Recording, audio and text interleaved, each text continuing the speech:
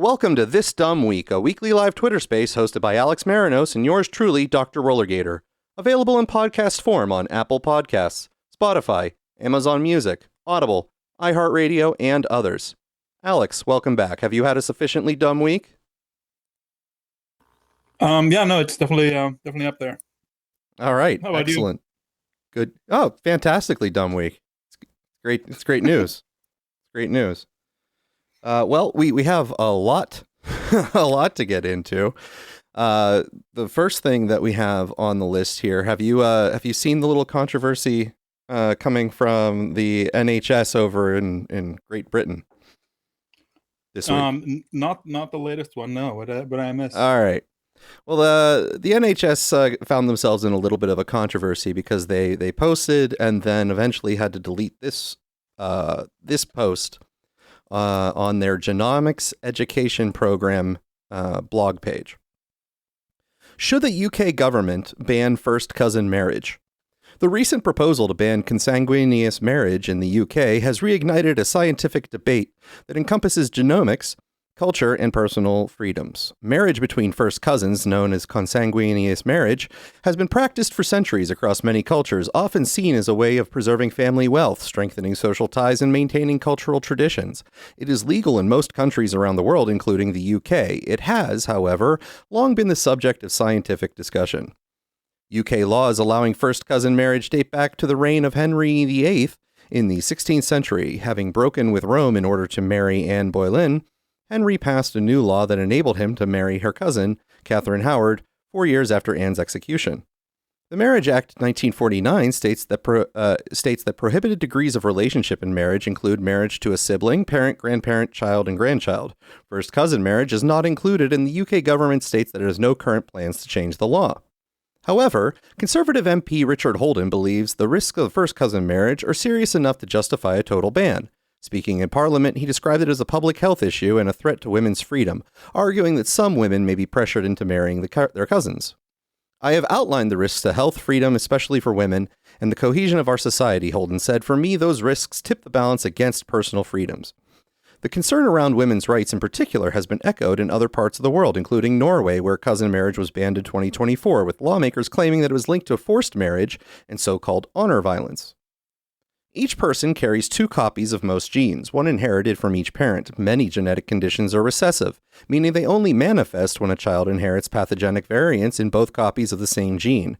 If a child inherits only one copy of the variants, they will be a carrier for the condition but will not develop it themselves. 2 first cousins will share around 12.5% of their genes, which increases the likelihood that they will both carry the same genetic variants. This, in turn, increases the chance of their children being born with a genetic condition. In its recent coverage of new evidence surrounding first cousin marriage and child health, the BBC reported that more babies are being born with certain genetic conditions in Bradford, an area with a large British Pakistani population, which first cousin marriages is fairly common, and in other parts of the UK. Professor Sam Oddie, who has worked with families affected by genetic conditions in Bradford for over 20 years, described seeing families lose several children one after another to the same genetic condition. However, Professor Oddie argues that to blame this phenomenon on first cousin marriage is an oversimplification. Instead, he believes that the cause is a similar issue known as an endogamy, which people marry within the limits of their close community, though not necessarily blood relations. He explains that even if exact family ties cannot be traced in a tight-knit community, certain genetic variants will occur more often, resulting in a higher chance of both parents having the same affected gene. It must also be noted that although children of first cousins have an increased chance of being born with a genetic condition, that increase is a small one. In the general population, a child's chance of being born with a genetic condition is around 2 to 3%. This increases to 4 to 6% in children of first cousins. Hence, most children of first cousins are healthy. The British Society for Genetic Medicine agrees that citing health as a reason to ban first cousin marriages is not justified. It warns that, according to research, focusing on cousin marriage in this way stigmatizes certain communities, undermines trust in medical services, and causes couples to disengage from clinical support. Responding to the proposed ban, the BSGM argues that the risks can be reduced through existing measures such as premarital genomic testing, which can identify carriers of certain recessive genetic conditions and is already offered in some countries, and in certain regions with higher rates of first cousin marriage is even mandatory. as well as offering targeted health education and genetic counseling. Research into first cousin marriage described various potential benefits, including stronger extended family support systems and economic advantages. Resources, property, and inheritance can be consolidated rather than diluted across households. In addition, though first cousin marriage is linked to an increased likelihood of a child having a genetic condition or a congenital anomaly, there are many other factors that also increase this chance, such as parental age, smoking, alcohol use, and assisted reproductive technologies, none of which are banned in the UK. Genetic counseling, awareness-raising initiatives, and public health campaigns are all important tools to help families make informed decisions without stigmatizing certain communities and cultural traditions. So they had to take that blog post down after a little bit of backlash there, Alex. That one got them into a little bit of hot water. The NHS seeming to come down on the pro cousin marriage side of the discussion. Well, what I'm noticing is that the justifications for banning it are all over the map. I don't know if you noticed. I'm sure they will be all over the map. Genetics. What was it like? Being forced into marriage. Honor violence. What were some other ones? Those were the ones that were, I think, primary in the quote that was excerpted. Yeah. Yeah. So what do you think? Should it be banned? Banning is something I typically don't necessarily recommend because I am much more libertarian. I'm your neighborhood friendly ANCAP here, so banning is not necessarily something I recommend. I do let's say recommend against it. I think if you have any other options, it's probably best to explore those. So, do you know about the difference between parallel cousins and cross cousins? Tell me what those are. I once looked at those charts that try to explain all of the first removes, third removes, and things like that. And I finally got it after looking at the chart. But these are both first cousins. But and I won't be able to explain exactly why. But I will give you some words that are like enough to start the search, which I will do right afterwards. I've just seen this. And I quickly looked it up now, just to bring a little bit of spice to the conversation. So apparently, if you marry your mother's sister's daughter, right? That's your parallel cousin. It's mother and sister, right? Or father and brother, same. But if you marry your mother's, okay, now I think I figured out why. If you marry your mother's brother's daughter, or your brother's sister's, your father's sister's daughter, that's got it called a cross cousin. And the interesting thing there is you're mixing maternal lines. You're not going through the same maternal line, which has a like a lower chance of mutations and higher fertility, and there's like a bunch of things there. And apparently those are, in fact, the ones that are preferred in South Asian cultures. I bring this up because there is something interesting about. In fact, those are the only ones where you're kind of sure you're not going to get. It's even more sure than like a random person. That you're not going to get the same. I do think at the point where you're making the comparison in let's say like we'll say they're not necessarily promoting the idea of cousin marriage, but they're doing some sort of analysis to talk about the relative risk structure. I think at the point that you're trying to whenever encourage you have people, something that is deeply enshrined in culture, right? You have to understand like this is something that has survived through many generations. So therefore, you have to really stop and think carefully what you're missing. If you're missing something, you might not be missing something, but you totally might be. I do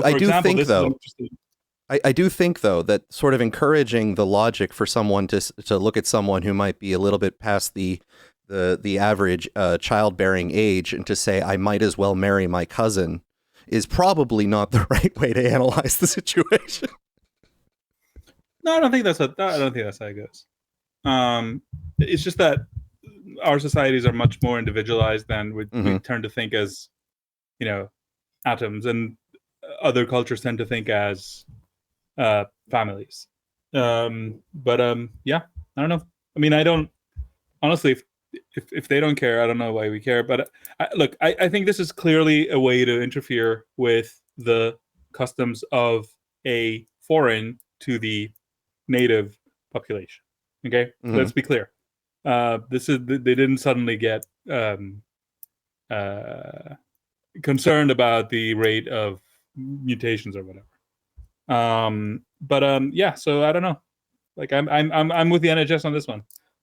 Well, they do have a nationalized healthcare system, so the rate of defects does incur a cost on the whole system. So there is a motivation for people to what is that cost? Increasingly. Has anybody actually measured it, or are we going with anecdotes of some guy who saw a few mutations in some children? What do you mean? They actually in the article they just talked about an area that had an increase in those types of conditions due to the cousin marriage. Yeah. I don't know. Like, so, I I'm skeptical about old data. So, I know you are. So, I think we'd probably want to. Well, you do have a good look at those. Except though that when you have a nationalized healthcare system, that everybody's behavior starts to become scrutinized by everybody else because they all look at the political arguments of cost. Having been subjected to that nationalized healthcare system, it can go fuck itself. Seriously, if that's where they're looking for efficiencies, trust me, I can help them. Look, they are not at the point where they're chasing dots. Okay, they have they are so bad that sorry, I have no empathy. Well, we're going to move on to some additional fun stories now, but first we're going to have a break with our sponsor.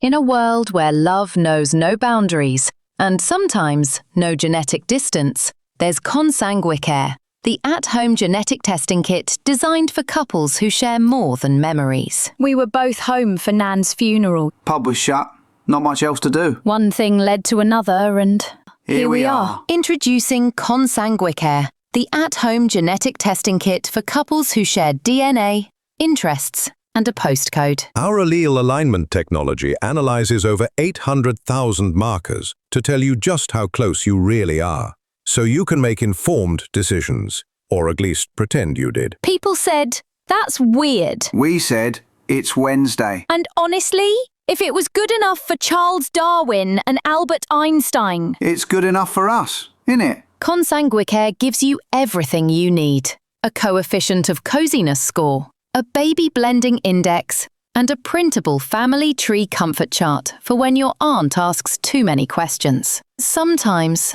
life just happens, right where your family already is. Consanguicare, because love doesn't always travel far. We got a premium rate for that advertisement, Alex, so you might be happy. How did that get produced, Gator? I'm interested in your pipeline there. I produced that last night, sir. With I used 11 Labs to choose voices I wrote the script in. All right, very good, very good. There you go, sir. Is that an early AI dystopia, or are we just? I mean, I don't know. I don't know. The whole place with them. I mean, no actors received any payment from me, so I think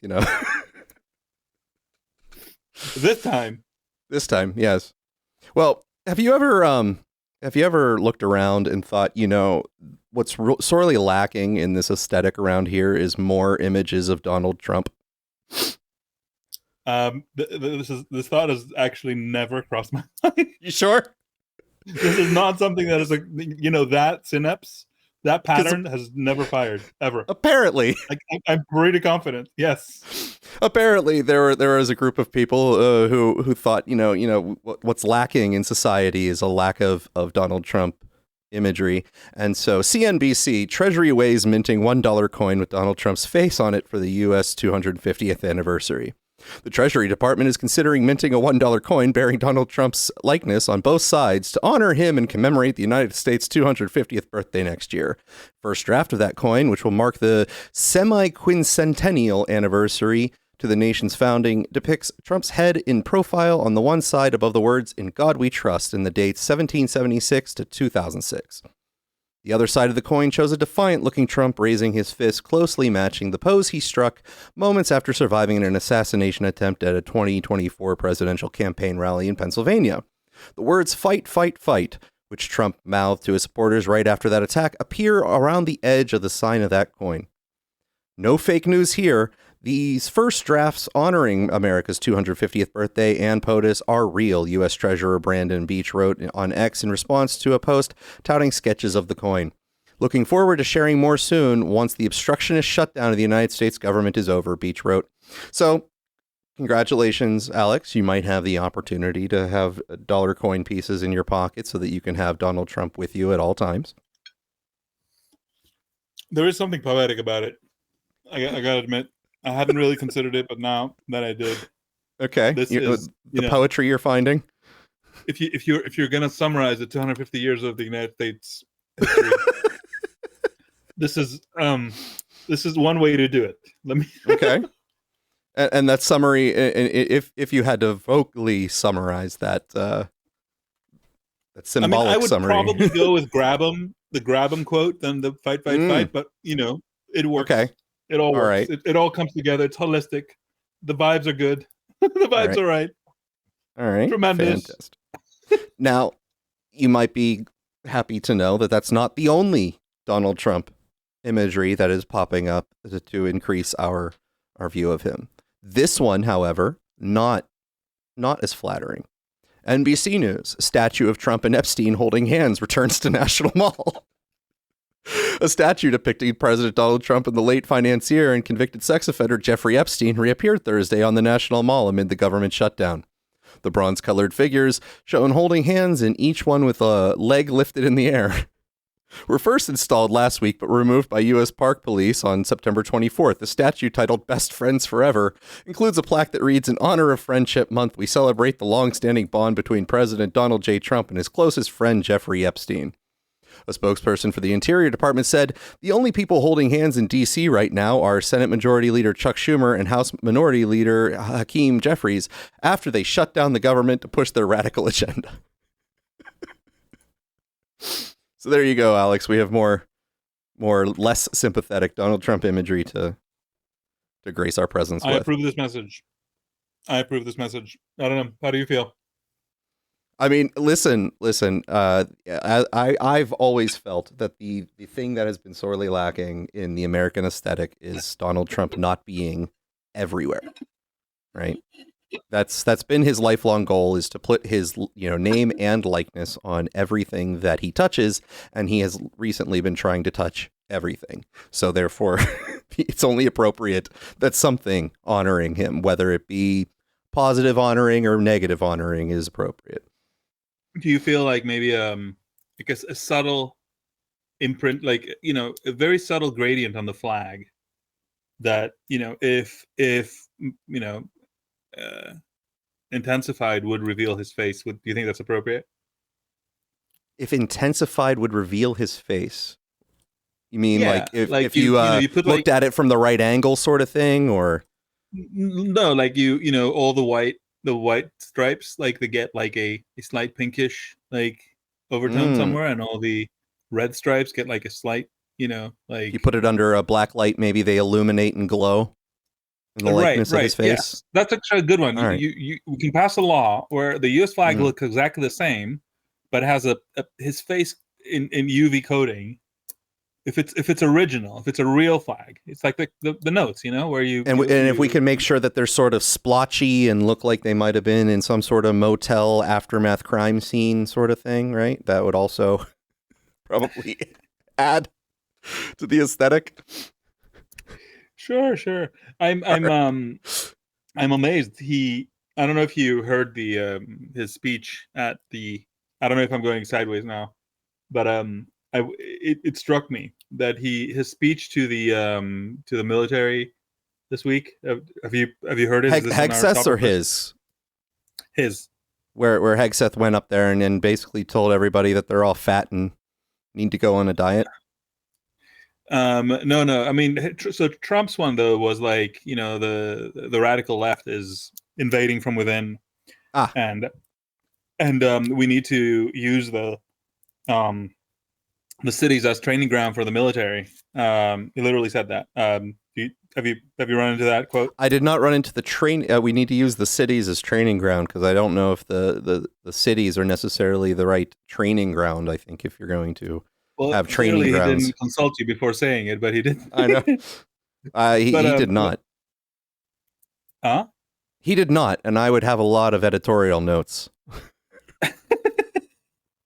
What I find fascinating is that he is mirroring almost to a T the dark Biden speech where he was complaining about the ultramagas, Yes. being a threat to America or whatever, and he literally just took that and said, the radical left or whatever he's complaining about now, and it was the same thing, and I was like, oh my god, man, like, no, I'm just getting plagiarism. tired. That's plagiarism. Plagiarism from an Autopen. How can you even? Ooh, that's the human equivalent of going to ChatGPT and copying and pasting in your homework, right? That's yeah. Anyway, well, I don't feel a lack of Donald Trump imagery, but I feel on some level it is representative. So I am a little afraid. Like before the during the 2020 election, I said to someone and then copied my comments out of the chat and pasted them. I said that I wasn't voting for either people, but I had a slight preference for Donald Trump to win so that we could get the second term done and over with, because he was going to be with us those 4 years no matter what. And I would prefer 8 years of Donald Trump as opposed to 12 years of Donald Trump.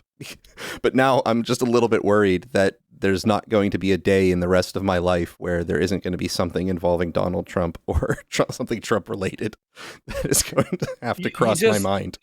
I don't just learn to appreciate, life's ultimate term limits.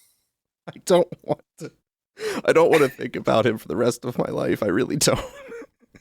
No, but I'm saying, like, it's like with Larry Ellison, You muted yourself there, sir.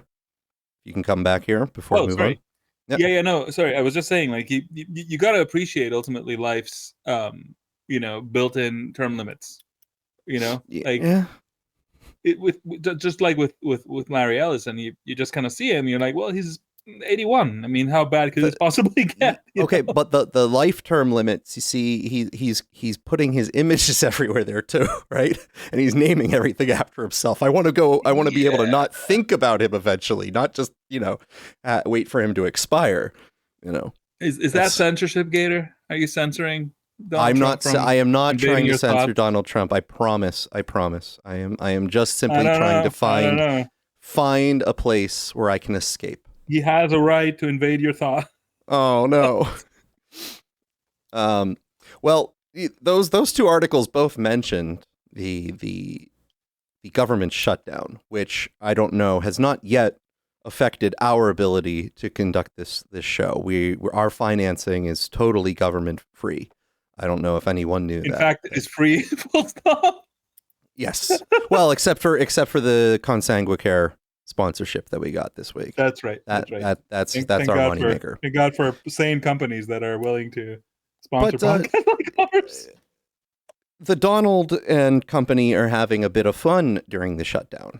Federalnewsnetwork.com reports, quote, "Those were not my words. Out of office message automatically updated for furloughed education department employees. Furloughed staff at the education department say out-of-office messages for their government email accounts have been automatically updated. The new out-of-office message blames an ongoing government shutdown on Senate Democrats who didn't vote on a stopgap spending bill that would keep the government funded through November 21st.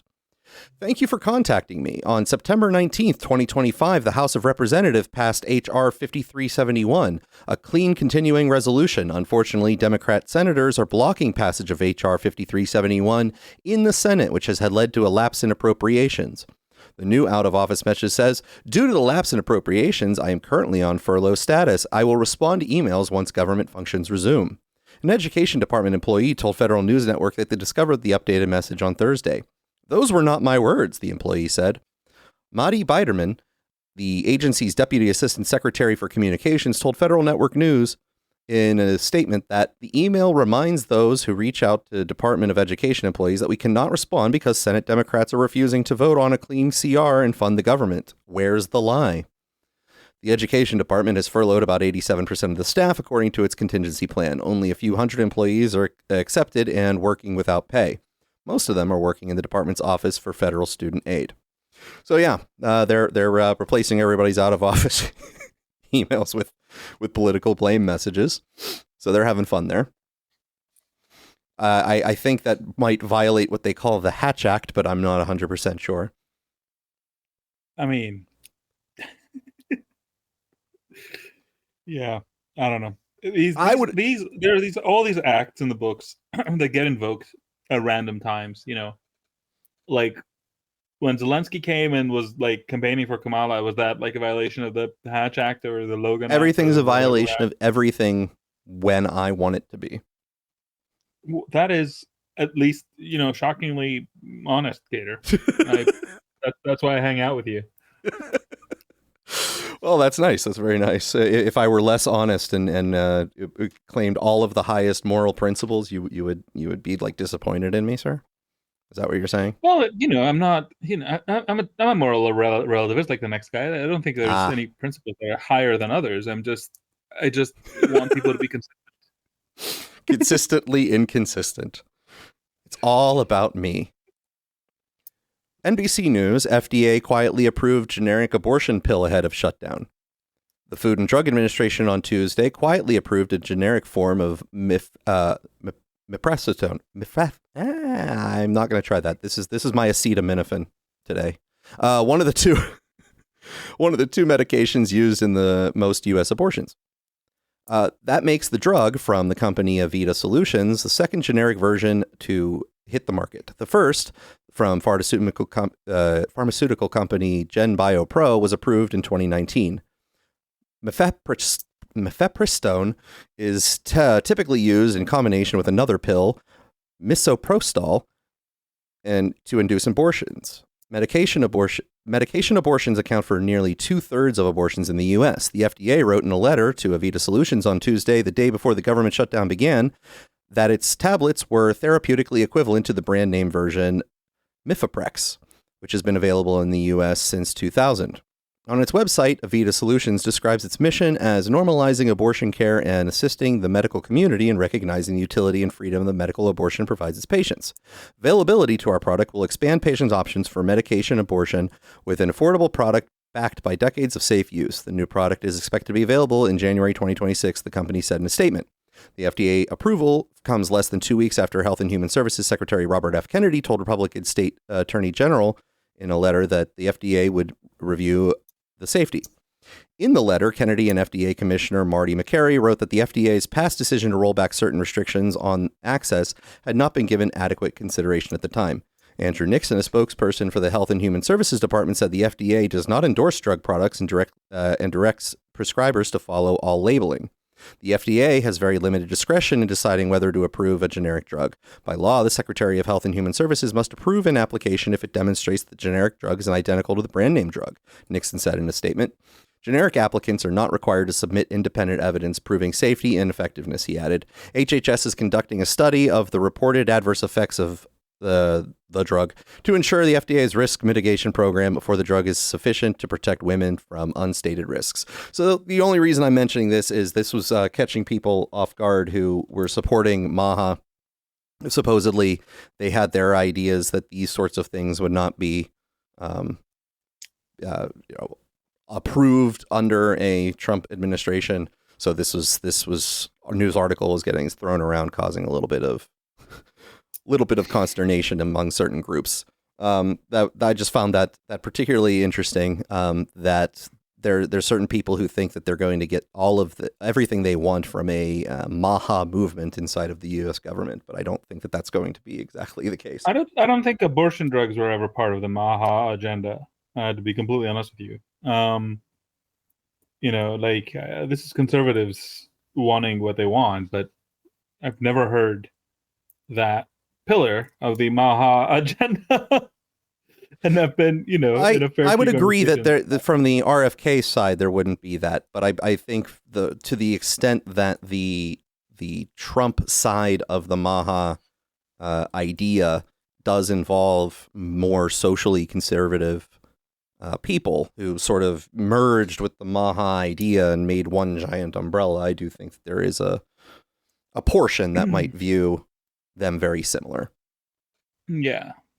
I don't know what that Trump is. That the people who think lockdowns and warp speed operations is cool, but only when Trump does it.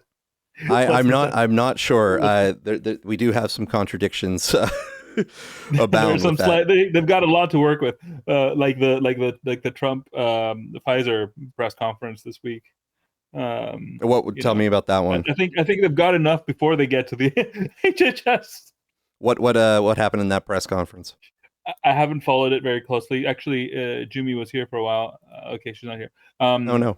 But basically, I think Bourla, Albert Bourla, who unfortunately is Jewish but of Greek background, to my internal shame, internal and eternal. He showed up at the White House, and apparently Pfizer gave some great deal to the U.S. government, which of course, unfortunately, as these things go for people who know about procurement, when you get a good deal from a vendor, you're now more in bed with that vendor. So not exactly the kind of pain the pharmaceuticals are supposed to feel. We're gonna be even more loyal to your products, right? You're gonna give us a better price, right? That kind of. You don't want to get price gouged on your death, do you? No, absolutely not. I want the stupid shots to come for free. I don't want to pay out the ass for my poison. I want the cheapest poison I could possibly get, sir. I don't want. If you're gonna buy it anyway, you might as well be economical about it. Anyway, two bads don't make a good, sir. No. All I'm saying is that the Trump wing of the Maha agenda has its hands full. Well, before they get to so okay, let me just get a little bit into maybe another part of this, sure. Which is this is generic, right? The FDA indeed is not supposed to. I don't even know why they are involved with approving a generic. A generic is a generic, and the substance is already approved. All they have to approve is that the substance is as advertised. They could review the approval of the original substance in general, but I don't see how they can insert themselves in the evaluation of a generic. If anything, they can say that they're taking profits away from the original inventor of that drug. So I guess they're the type of. I would have to look into it. I'm wondering if it involves sort of because in certain cases there is a level of purity of the if it's a synthesized substance or something, that right. But that's what I'm saying. They can review the manufacturing, the compliance with the GMP, as they call them, general manufacturing procedures or something. But that it's at that level. If what you're making is the thing you say you're making, I don't really think there's much they could do to the extent that the thing is approved. There was a famous situation where the FDA tried to play doctor when they put out that stupid tweet about you're not a horse, you're not a cow. And they don't really know who they're talking to, though, when they say that. They just blast that out there to everyone on the internet. And they don't know how many horses, cows, or perhaps crocodilia are on the internet at the time reading that message. That is another very important part of their messaging that they got wrong, yes. But they lost in court, right, for effectively practicing medicine, which they're not supposed to do. They're a labeling agency, right? People need to understand this. The FDA's job is they're not even an efficacy assurance, theoretically. All they're supposed to say is, does the box contain what the box says it contains? That's it. That is the full extent of their supposed authority, which of course has been extended and expanded greatly. And they're definitely not supposed to tell people how to, what to do with the drugs once they're in the market. Especially if they're a horse. Even if they're a horse. Well, A couple weeks ago, we talked about Trump firing the BLS statistician, right? After and went into the jobs reports and discussed how those were actually supposed to be reported more as intervals of estimation. The new numbers and not, are great, right? Well, we have a little bit of a problem here. The government is now shut down. Okay.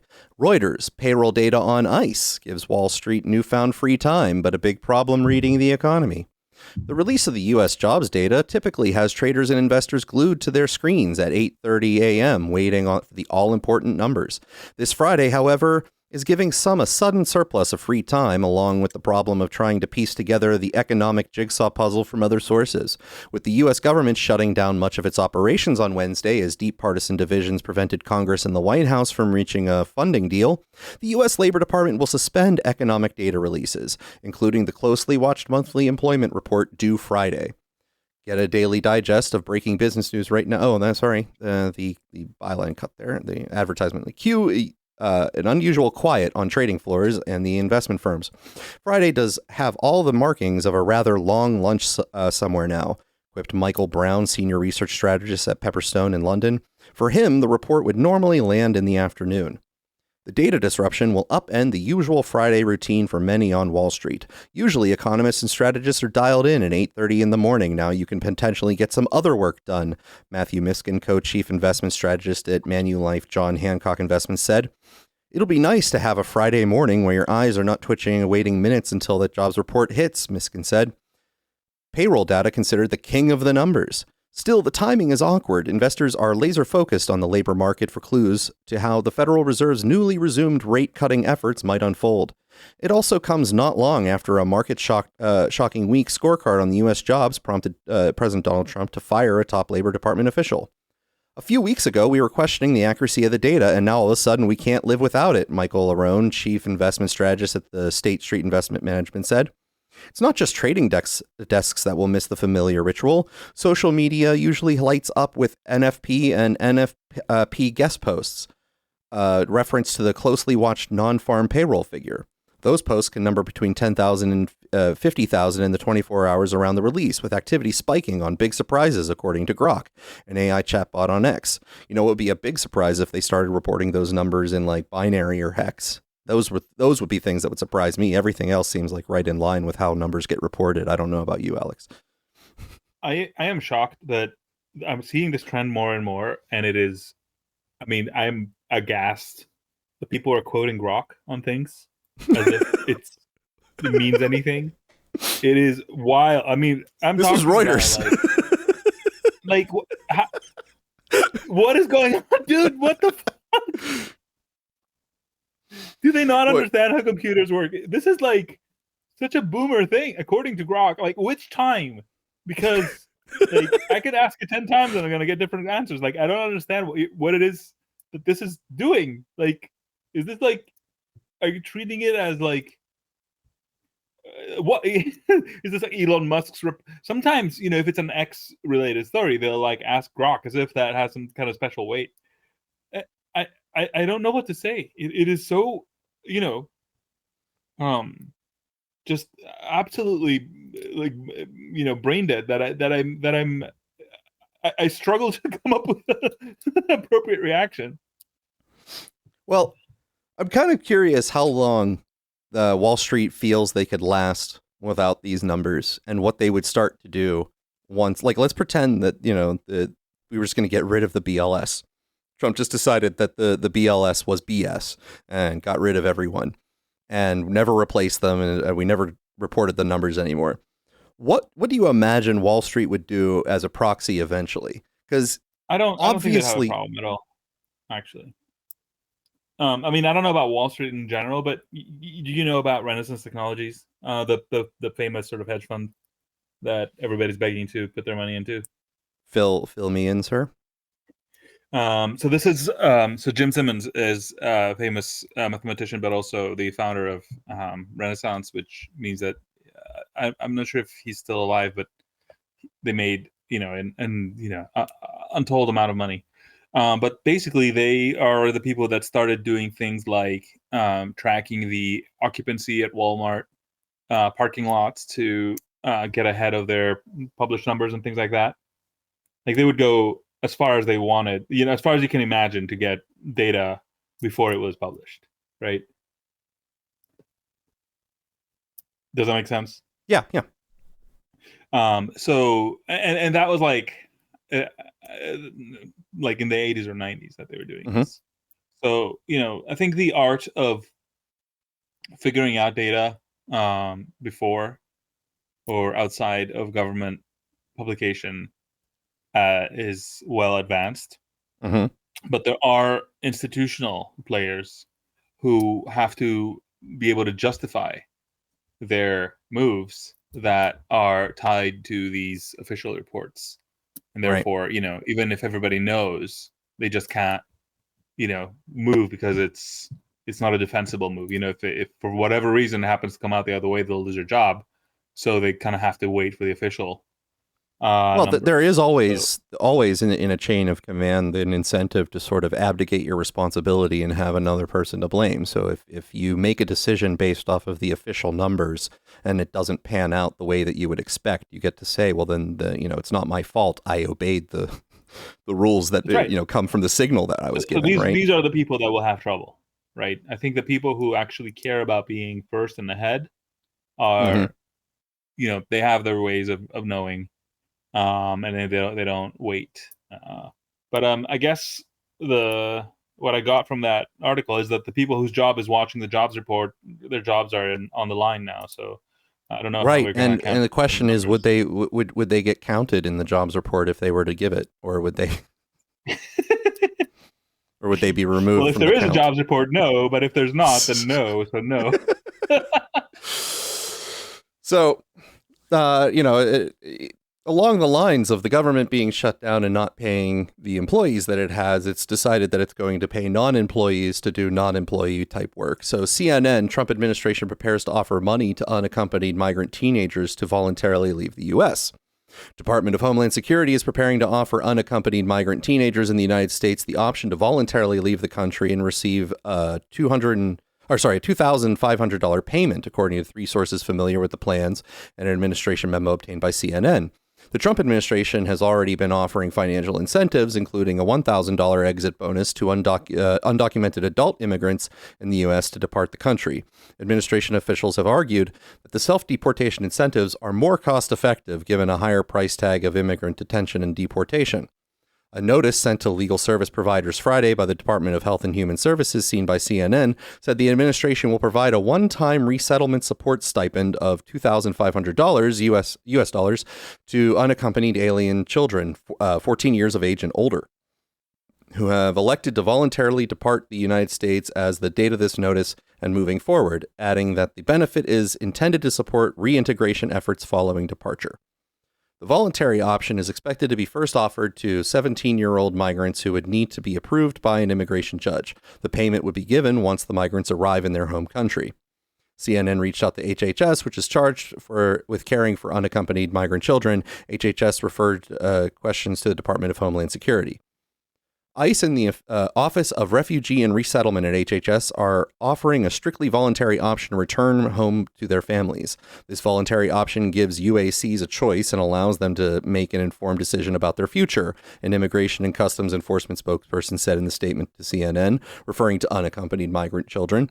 Now, I'm not 100% sure what the average unaccompanied migrant child is here. For some of them, I don't think necessarily have a strong family structure back home or have fled their family structure and come across to either try to find work. Some of them must be older in order to do that. But the younger ones, I'm not sure exactly what they're often doing when they're coming across. There is a lot of smuggling going on for various illicit reasons, criminal reasons, but I'm not sure that they're just going to be able to say like, hey, we're going to be able to easily structure you to go back home. And also, is the $2,500 stipend only given when they get there? How are they arranging to go back? Is that paid for? Well, yeah, and I mean the thing is the trek, as far as I hear, is hellish to get here, right? So it could be that there are people who might have come with parents but have gotten separated, or the parents may have died, or maybe they got here and then something happened or whatever. So you could have those people, but I would suspect that the best situation for them would be to be given a ride back home more than a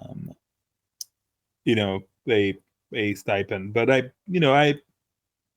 don't think it's a bad idea per se. Like, the U.S. government is gonna it's gonna cost it a lot more than that to do the whole process for somebody. Yes. So I'm not necessarily poo-pooing the idea as a way of structuring an incentive for it. I'm merely questioning the lack of information about the bulk of the reason that these unaccompanied minors are even over here, right? Unaccompanied is a specific thing, right? And that either just means it's a designation that they crossed unaccompanied, or they came here and are somehow vagabonds living in the country without a local family that they live with, right? So it's an open question to me, like what they're even over here for, because it's not necessarily an ideal situation to just have underage people sort of living as adults in a foreign country just willy-nilly in the first place. Second, how do they logistically get back? A lot of times they were smuggled up, so they had a system that got them up here. But if they're just on their own to find their way back, I don't know if that works out so well. Yeah, I think I was gonna say, they should call this the reverse coyote, because you pay someone to get in, then you get paid to get out. But if those payments get too high, you could literally actually see this happening, where people are smuggled in and then get the payment to get out, and then they come back in, and so on. The Ediok? It's the Ediok? Yeah, the Ediok. All right. That should be an agency name for sure. Well, that concludes just sort of the rough shot of the shutdown news there. Alex, do you have any thoughts on any of that summary before we move on to some other news here?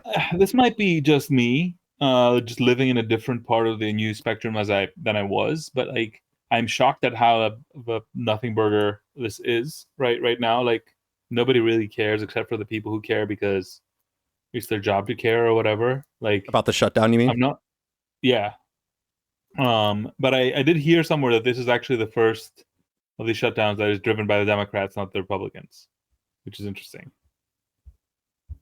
As the arguments have typically gone, it has been the Republicans being the ones blocking sort of the bills. Yes. Yeah. But that's whatever. But I think unfortunately the U.S. government is undergoing a credibility collapse across the board, and this is one of them where in the beginning it was like, oh my god, the government is shutting down, and then everybody was like, well, but okay, but they're still funding the essential stuff, and there's no I don't know, the hospitals are still there, if I need to go to one, and street lights are up at night, what, I don't know what I'm supposed to be concerned about here. It's they'll figure it out, I guess. You didn't get your job numbers. I didn't, but I wouldn't anyway. You'll never know how many jobs are out there, sir. You don't pay attention. And that is no different from reporters coming out. Well, somewhat in the direction of immigration, there's a story out of Des Moines that has gotten a little bit of eyeballs and controversy this week, involving a Des Moines superintendent. To the ex-superintendent of Des Moines Public Schools, already facing deportation and now a host of charges after getting detained by ICE. The school board saying tonight they are a victim of deception as their former colleagues' background and education come into question. Here's ABC's Alex Perez. Tonight, the former superintendent of Iowa's largest school district now behind bars. The DOJ charging Ian Roberts with one count of being an illegal alien in possession of firearms. I'm excited to be a part of this journey. Roberts, a native of Guyana, resigned from his position as the Des Moines superintendent Tuesday after he was detained nearly a week ago on allegations he was in the country illegally. School district officials say 2 years ago, Roberts claimed he had a doctorate from Morgan State University, but they say records showed he never obtained it. Despite the discrepancy, the district still hired him. Now, MIT saying Roberts' claim he was an MBA student there is also false. And George Washington University saying the Principal of the Year award Roberts boasted he received does not exist. In a statement, the Des Moines School Board saying they are a victim of deception, but Roberts' attorney asking the public to withhold judgment. This is a very complex case. Take it a step at a time. ICE officials say Roberts entered the U.S. in 1999 on a student visa and was given a final order of removal in May of 2024. Authorities say he tried to evade arrest and was in possession of multiple firearms. And Whit, Roberts remains in custody. He has not yet entered a plea on that federal charge. Whit. Alex. So, yeah, I've always found situations like this fascinating because it often seems like I always thought, like, you know, faking your entire history was a particularly difficult thing to do, and that anyone might just go and look to see and verify that you have the background that you claim. But I guess there is just a larger proportion of people who are operating purely on the honor system and claiming accolades that they definitely never had. So I'm about to blow your mind right now. If you don't know this already. Do you know the movie Catch Me If You Can? Yes. Do you know that what is written there is mostly like bullshit? I mean, it's a work of, you know, quote, realistic fiction, I mean, and I'm sure the guy that wrote large an autobiography, right? And it's supposed to be based on a true story, but the true story is fake. So the guy is literally faking being a faker, which I think is a whole which other makes it true retroactively, does it not? I don't know. Yeah, I mean, in the abstract, yes, he is very good at faking. In order to but protect the innocent, the details have been changed. Yeah, and the time. They've been changed to the point where things that the never circumstance. happened are asserted to have happened, and things that happened are not asserted to not have happened. But yeah, I was not aware that it was as large of a controversy. I was vaguely aware that there was detail. Like the he's supposed to have done most of these things between the years of like 16 and 19, and most of those years he was in jail. Oh, just like it's on that level of like, what the fuck? I was not aware of that. I'll have to look into that. That sounds pretty good. I mean, at the same time, as you say, like it's not like the signs weren't there, but he looked so trustworthy. It's like, did he? But largely speaking, like, I understand if, let's say, that you're looking at podcast hosts or something like that, or someone who's getting interviewed on the news and they start to like claim these accolades in their CV, right? You know, and then I understand when those turn up to be fake, right? Someone doing an interview is not going to do an extensive background check. They're not going to like ask to see transcripts from a college or something like that. But when you're applying to be the superintendent of a school system, I think typically, you know, it would be good if you did like an actual background check to verify someone's CV and not just allow like the honor system. Here's the thing.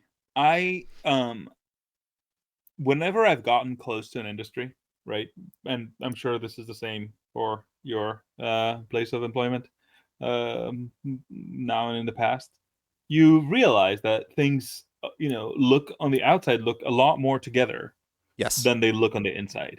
And yes. On the inside, the dominating thought is, how the fuck is this thing still working? Yes, that is actually almost literally the exact sentiment I've explained to people, you know, several times. I've had several people who, let's say, were, you know, graduating college who came to me for advice and panicking about you know, leaving college and going out into the world and getting their first job and not being adequate enough to, you know, to perform. The impression is that everybody is very capable and that they're not good enough. It's sort of like an imposter syndrome type of feeling. And I've explained to them, and at times they've come back to me and told me how right I was, that once they get into the workforce, they will eventually find that competency is somehow extremely rare, and you will just marvel that planes aren't falling out of the sky every couple minutes based off of how much incompetence you see around you and how many people are failing themselves upwards, surprisingly. Exactly. It's like, yes, you are incompetent, but that is not rare or or noteworthy. Like there is a staggering amount of incompetence that you seek when you go find it, and it is actually sort of like an impressive feature of a modern economy that things can, with all of what we would call waste, given the incompetence and the amount of extra work that has to be done to ameliorate the problems that were caused by the incompetence. The fact that things still largely function is actually sort of I think the fascinating, the unseen. Yeah, for sure. I mean, I think the unseen hero of the civilization is procedures that have worked for a while, and they have enough of a feedback loop such that if something breaks, somebody will go and fix it such that the things can continue working. And I think that is literally the backbone of everything. There is no requirement that anybody understands why these things work, or that there's like an intent behind them, or like any of the other things you might expect. It's just that there is a river and the water goes from the mountain to the sea, and if there's a blockage, somebody will go and remove it, and that's basically the entirety of it. Yes. But that's often sort of the odd pep talk that I give to people. It's like, don't worry, don't be depressed. You're actually probably okay. It's everyone else that's in shambles. Like, yeah. The world is much worse than you imagine. And really, actually, this relates to my recent sort of thoughts around government, because when the genius of the electoral system is that when you get elected, you become the head of an organization you used to criticize, right? And that is a problem, because you can no longer criticize that organization, right? In fact, you kind of have to defend it, which means that things are still going wrong because the problems are deep. Like it's usually not a matter of just changing who's in charge. It's going to fix the problem. So you engage in the same kind of spin and lies. Maybe you blame, the left wing instead of the right wing or whatever. But like ultimately, it's the same bullshit. It keeps going, and so you have a kind of a complete detachment of the discourse from reality, because it's dominated by people needing to cover their own asses while things are happening that they very well know they're happening, because they were very good at articulating what was happening, like as soon as a few weeks ago. Right, and it does wind up mostly then being and then given the fact that the sort of election cycles begin, the next election sort of begins, the campaign begins the moment that the person takes office for the one that just happened. You just wind up having the next round of people making sure to criticize everything that is currently going wrong on the person currently in charge, and the person currently in charge incentivized to only promote positive things or spin things in a positive way to make sure that everything on the outside is looking good to people, as at least as far as messaging goes, that the thing that people are hearing most often is that things are good or things are going great. And if things are going poorly, you just try to downplay that by going, well, imagine how bad things would have been if it wasn't me at the helm. So, nothing often winds up being focused on actually fixing a particular problem. Well, the thing that concerns me is that, if you take this dynamic to the systemic level, you might end up with the public electing more and more extreme options as they see that the system fails to be corrected, no matter who they bring to power.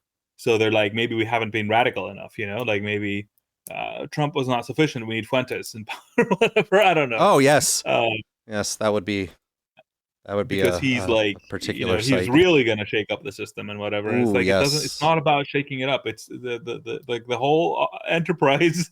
Well, listen, you're correct. It is not simply about shaking it up. You have to put the lime in the coconut first before you actually can shake it up to any positive effect, sir. Okay, I missed that reference, but I'll take that as all right. Look that one up. That's your homework for next week. Is Okie. education for Alex this week on putting limes in coconuts. Now, moving on to a different sort of election circumstance. Have you heard about the Virginia Attorney General candidate in this week? And any news? His name is Jay Jones. The name. Now that you say it, something rings a bell, but you gotta fill me in. Well, I'll let this news story plus interview with Jay Jones, the person running for Democratic candidate as the Attorney General in Virginia, set it all up, give you the shot and chaser in one go. 8 News starts now with breaking news. You said in that scenario, quote, 2 bullets. Gilbert would get 2 bullets to the head. What were you thinking? Breaking news tonight as your local election headquarters speaks exclusively with Jay Jones. The Democratic nominee for Attorney General is coated in controversy because of old text messages he sent saying former House Speaker Todd Gilbert should get, quote, 2 bullets to the head.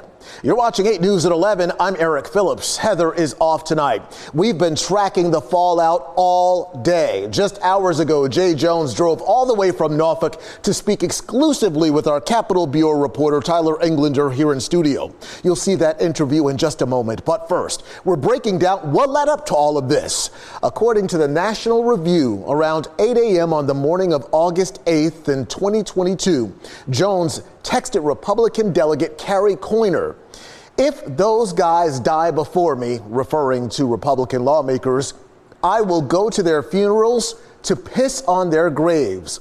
Jones's messages then turned to Republican House Speaker Todd Gilbert. Jones said, quote, "Gilbert, Hitler, and Pol Pot.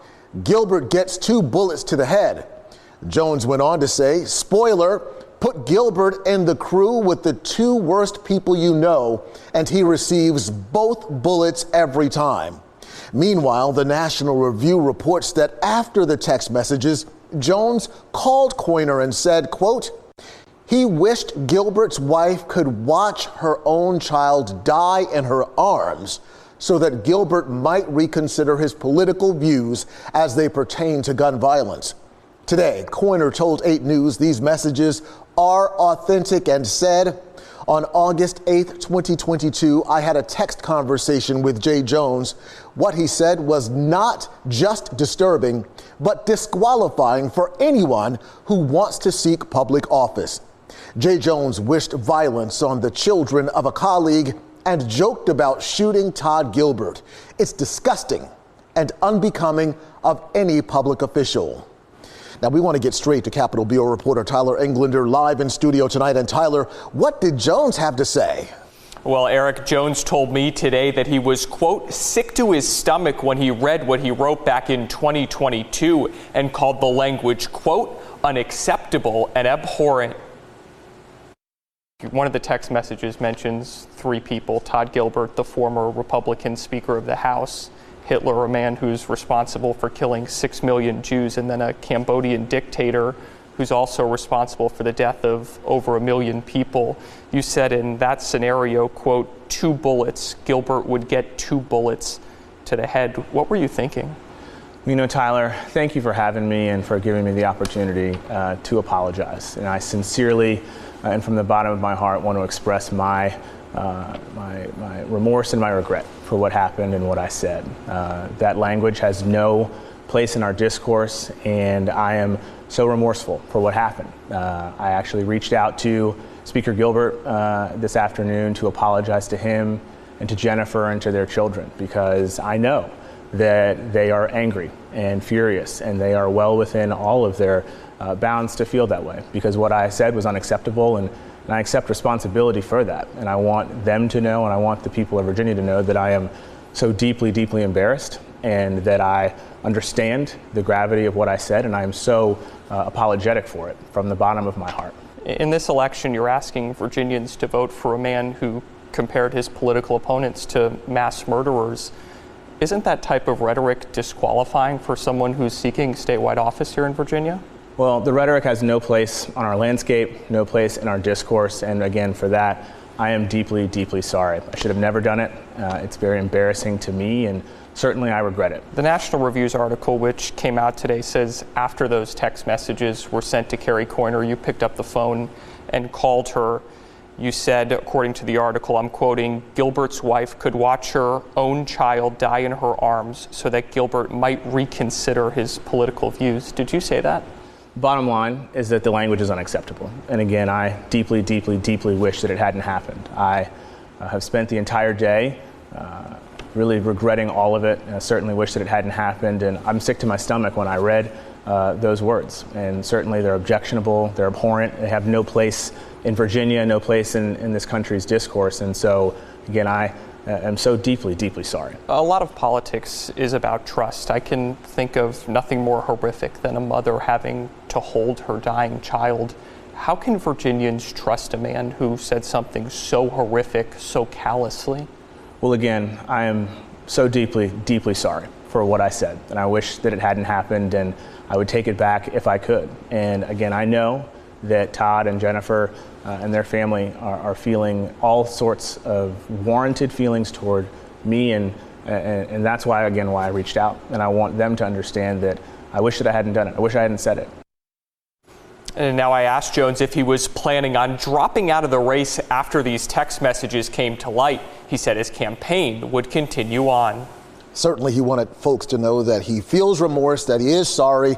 The question, though, tonight, just weeks before Election Day, how consequential is all of this? Well, Eric, as you know, there is a saying in politics called the October surprise. It's when something comes out negative about a candidate. And we just don't know in this situation what's going to happen at the polls. As you mentioned, Virginians are already voting. Early voting lasts 45 days here in Virginia. We'll see what effect it has as we come later down toward November. The October surprise, something we did not expect today, however. Tyler Englander, thank you very much for that exclusive report. Of course. So he's sorry, Alex. He's really, really sorry. He's very, very sorry. Deeply, deeply, very deeply, very deeply. That language has no place here. That's so he's very sorry. He would. If you could take it back, he would, though. He would. He would take it back. He would unsend those text messages and uncall And he called that Jennifer woman to say he was very, very sorry. Deeply, deeply sorry. But the campaign goes on. The campaign must go on because there's more important priorities for for his constituency. I mean, you don't make yourself look this dumb if you're not continuing the campaign. If he had quit his campaign, he would say, "Bitch had it coming." I don't know. Man, I mean, you know, as far as awkward interviews that you need to give, I think the one where it's all, so do you have any defense for anything that you've been doing? And it's, no, I don't. I feel sick to, you know, when I had that disassociated out of body experience back then when I did that. Well, I mean, look, the thing is, right, I'm not generally one who writes like that. I know you're not either. But I know we both know people who are. So I can imagine a mindset where someone is, let's say, not being literal in their intent and escalating their rhetoric because the response they are getting from the person they are talking to is giving them a bit of energy, something that it's giving them a rise, a kick. Right. The person, you know, the person who was receiving it, and if you saw the text messages or go look at them, they're begging him to stop talking like that. And so he's continuing to basically up the ante every single time they ask him to stop. So that right. type of, you know, thing, you can call it trolling to some degree, right? Where you're upping your rhetoric in order to get a kick out of the other person's response. So I can imagine a scenario where the disgusting nature of the concept is not based in some sort of literal truth that the person is expressing, but in an exchange with someone where the goal is not necessarily to communicate your true intent, but to get a rise out of the other person. But who was he talking? Like, who was the other party in this conversation? It was another lawmaker. So it was a Republican lawmaker, and it's my understanding. Sending this to to a colleague of the person he was badmouthing. Yes. Now, it's my understanding that the conversation started supposedly with a mistext or something. It's my vague understanding of how it started, that it was a mistext where like he sent something that wasn't nice accidentally to this person. They responded and he just sort of kept going. Like where they, he knew eventually it was like, a mistext. It's like, oops, sorry, that wasn't for you. But then like when they said you shouldn't talk like that or whatever, he just started escalating and kept going. Right. So that, whoops. Yeah. Oops. I don't know, man. Like, well, but he's deeply sorry though. No, right. That's all that matters. And people are pointing out that this is the Attorney General, right? And that this might be, something you could possibly forgive for the comptroller, right? But the Attorney General has a different role where this might come into play.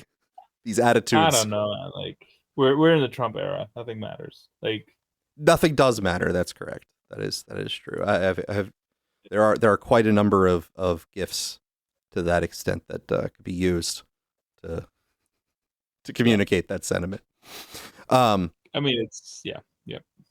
I'm gonna open this up for requests to speak, conversation. If you want to come up and give any thoughts on anything we've discussed, go ahead and raise your hand. While we're gonna then move on to some more juicy. Right now, the next things up are tech related. It is not yet the traces of AI dystopia, Alex. Don't worry. We do have some of that for this week. I was beginning to get a little concerned. But this is actually just regular tech trouble. The AP, this is actually stuff that was on the cutting room floor from last week because we didn't have time to get there, but there's updates from this week that make it relevant again, so I'm re-adding it. AP, how a SIM farm like the one found near the UN threatens telecom networks. U.S. Secret Service has found and is quietly dismantling a massive network of SIM farms across the New York area, just as world leaders gather for meetings at the United Nations. Matt McCool, a special agent in charge of the Secret Service's New York field office, said agents found multiple sites filled with servers and stacked SIM cards, of which more than 100,000 cards were already active. Though the investigation is ongoing and no arrests have been made, he described it as well-funded, highly organized enterprise and possibly run by nation-state actors, perpetrators from particular countries. Officials also warned of havoc the network could have caused if left intact. McCool compared the potential impact to the cellular blackouts that followed the September 11th attacks and the Boston Marathon bombing when networks collapsed under strain. So what are these SIM farms and what are they capable of? SIM farms are hardware devices that can hold numerous SIM cards from different mobile operators. These devices then exploit voice-over Internet Protocol technology to send and receive bulk messages or calls. While initially developed for legitimate purposes such as low-cost international calling, the technology has become a cornerstone of organized fraud targeting mass audiences, phishing texts, and scam calls. Scams have become so sophisticated now, phishing emails, texts, spoofing caller ID, all of this technology gives scammers that edge, says Ava Vasquez, president and CEO of the Identity Theft Resources Center. In this case, the devices were concentrated within 35 miles of the UN building. The investigation is ongoing, but McCool said forensic analysts currently believe the system could have been used to send encrypted messages to organized crime groups, cartels, and terrorist organizations. Mobile X, the producers of some of the SIM cards recovered in the raids, said they are prepared to cooperate with authorities in the investigation. Like all wireless providers, we occasionally see bad actors attempt to misuse our services, CEO Peter Adderton said in the statement. Anthony J. Ferrante, the global head of the cybersecurity practice at FTI, an international consulting firm, said the photos show a very sophisticated and established SIM farm that could be used for any number of nefarious activities, including the potential to overwhelm cellular networks with millions of calls in just a few minutes. So if you can imagine... Sorry, did you just read FBI and International Consulting Corporation? FTI, sir. No, sorry. I apologize. My enunciation might have been not clear. My articulation needs to be better to get the T there, not the FBI. The investigation. No, I mean, maybe it was an unintentional truth, but anyway, keep going. the investigators all from that bureau. No, this is FTI. So if you can imagine the type of magnitude on cellular networks, it would just overwhelm them and cause them to shut down, Ferrante said in an interview. He also notes that it's possible the system could be used for surveillance operations given its proximity to the United Nations. Potentially, that equipment could be used either to intercept communications, eavesdrops on communications, or actually clone devices as well. Ferrante, who previously served in a key security positions at the White House and the FBI, says he's awaiting the results of the investigation before drawing any conclusions about the nature of the setup, but he emphasizes the scale of the operation shows how simple tools can pose risks to critical infrastructure. The masterminds could have set this up a long time ago and be operating from thousands of miles away, he said. It's a stark reminder of how deeply interconnected our world has become, where local vulnerabilities can be exploited globally. So yeah, there was a SIM network that was found a week or so ago that was on the cutting room floor. But this week's update is from ABC News. A thwarted plot to cripple cell service in New York was bigger than first thought. A thwarted plot to cripple the telecommunication system in New York was bigger than investigators first realized, adding to the urgency of their search for answers, a source told ABC News. Federal agents discovered additional locations and more equipment as they worked to determine the ultimate goal of what the U.S. Secret Service said was a China-linked plot that could have crippled every cell tower in the nation's largest city, jammed 9/11 calls, and unleashed chaos on the communications network. Agents from Homeland Security investigations found an additional 200,000 SIM cards at a location in New Jersey, law enforcement sources told ABC News. That's double the 100,000 SIM cards, along with the hundreds of servers that were recently seized from 5 other vacant offices and apartments around the city. Investigators secured each of those locations, seized the electronics, and are now trying to track down who rented the spaces and filled them with shelves full of gear capable of sending 30 million anonymous text messages every minute. Overloaded communications and blacking out cellular services in a city that relies on it for emergency response and counterterrorism. The potential threat of these data centers pose to the public could include shutting down critical resources that the public needs, like 9/11 systems, or potentially impacting the public's ability to communicate with everything, including business transactions, said Don Mahalek, an ABC News contributor who was formerly with the Secret Service. According to sources, the investigation began after several high-level people, including at least one with direct access to President Donald Trump, were targeted not only by swatters, but with actual threats received on their private phones. Authorities so far have made no arrests. So, Alex, just based off of that limited information that we have, do you have any sort of speculation as perhaps what additional things that plot could be for other than just spam or trying to jam the network?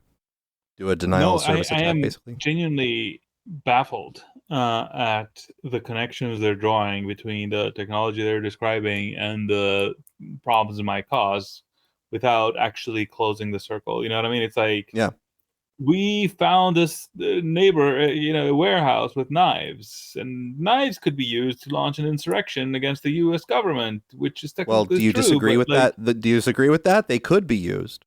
I mean, they could be. I'm not saying, but it's not the first thing that comes to mind. If you find a neighborhood with butter knives, I don't know, if you find a warehouse with butter knives in there, like, yes, you could, maybe people get scared before they realize they're not that sharp. I don't know. And by the way, why is your 9/11 services depending on an open cellular network that could be overwhelmed by just people using it a lot in an emergency? I don't know. Nothing makes sense. I was actually, actually happy you brought it up because I look forward to hearing what you and we got Nathan and Nick here and others who may have something to share here. But because nothing about the story makes sense to me, and linking it to China is just the gratuitous air balloon type thing where we are now getting to bring in the popular keywords in there to make it sound even more nefarious.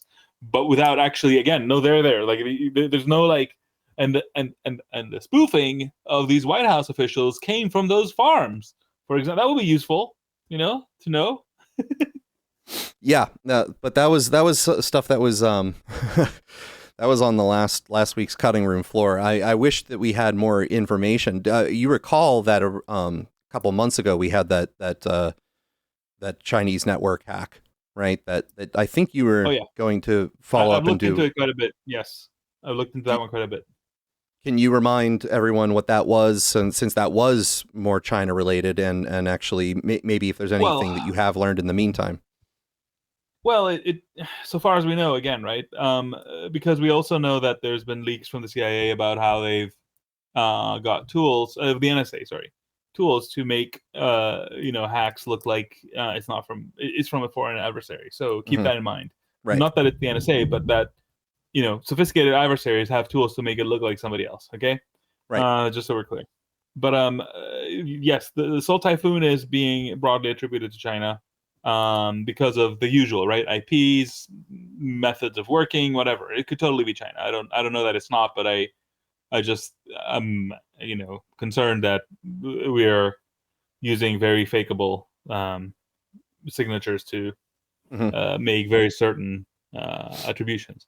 Anyway, but so Seoul Typhoon is basically like, looking at it as a technologist, it is almost like the basic thing you would expect any self-respecting, adversary to do, which is, scanning the network, trying to find holes that are known, then, getting into any machines it can, then using those machines to scan deeper into the network, finding other holes, getting deeper in there, and just doing, again, like some sophisticated exfiltration so that they're not caught, but nothing, space age or anything. It's just a lot of, methodic infiltration work to get into the hubs of the network, whether those are, corporate gateways, for example, that do HTTPS, encoding, decoding, whatever, wrapping, unwrapping, and stuff like that. So you get access to a lot of traffic, and they had gotten close or inside the Kalia. That was one of the big ones, was that they had gotten into the Kalia network, which is the I used to remember what that meant. LEA is law enforcement actions or whatever, but it's basically like court-approved wiretaps. So basically, I don't know if they could instigate a new wiretap on an arbitrary number, but I know that they could listen in on any already approved wiretaps. So basically, anybody who the U.S. government thought a person of interest enough to go and get a warrant to eavesdrop on them, whoever this Seoul Typhoon was being run by, also got to listen in on, which is fascinating. And then a ton of the metadata and whatnot. But it's both sort of, hugely alarming, but also like not, if you know anything about cybersecurity. I mean, what would you expect them to do? Like, it's almost, I imagine the US is doing the same, or if not, I would be disappointed. I don't know. Well, yes, but hopefully they're doing it to not me, right? Sorry? That would be my ideal with the U.S. government is not doing it to me, which they probably are. But the Chinese government doing it to me, I don't need them to know what I'm ordering, or I don't want them to tap my phone. They'll know what I'm saying. Yeah, I don't want them to have my Alibaba orders. Oh wait, yes. But I will say the fascinating part of all this was that the U.S. government issued a warning for people to switch to Signal, which implies, and I have not been able to nail this down, but that was the part that made it fascinating for me and made me dig a lot So deeper. internal government employees, particularly with the important clearance type of thing, to use Signal. I think they've sent that both to them and to the public in general, right? And keep in mind, the government has generally been adversarial to Signal because they can't eavesdrop on it. Right. But whatever the scope of the infiltration was, and we don't really know the depth of it, it must have been serious enough where they had access to places that were wrapping and unwrapping HTTPS. Is my guess, my informed guess, because that's when you wouldn't just say like use, I don't know, MSN Messenger, wrapping and unwrapping HTTPS, for those who might not know, is when you use a website that has an HTTPS prefix, the thing at the beginning of the URL, as opposed to a standard HTTP. that connection itself is supposed to be what they call a secure connection because it's encrypted, that the connection between you and what they call the host server, the thing that you're actually trying to connect to get your content, whatever it may be, whether it be a web page or some other service, that is encrypted, meaning that no one should be able to read the traffic. It looks like garbage text to them, just gobbledygook. But that there are middle layers that perform translation sometimes where they will actually decode that information before re-encrypting it. So there is a period of time where it is now readable and understandable before it gets repackaged and re-encrypted. And that's what Alex is describing about with the wrapper. Is that correct, that what you're describing with the wrapper? Yeah. So, I mean, some enterprises, for example, will give you a proxy for your internet connection, which does that on purpose. Yeah, it's basically corporate man in the middle. They install, this doesn't work unless your corporation installs a certificate on your computer that basically says, trust me, bro. And then they can intercept any website.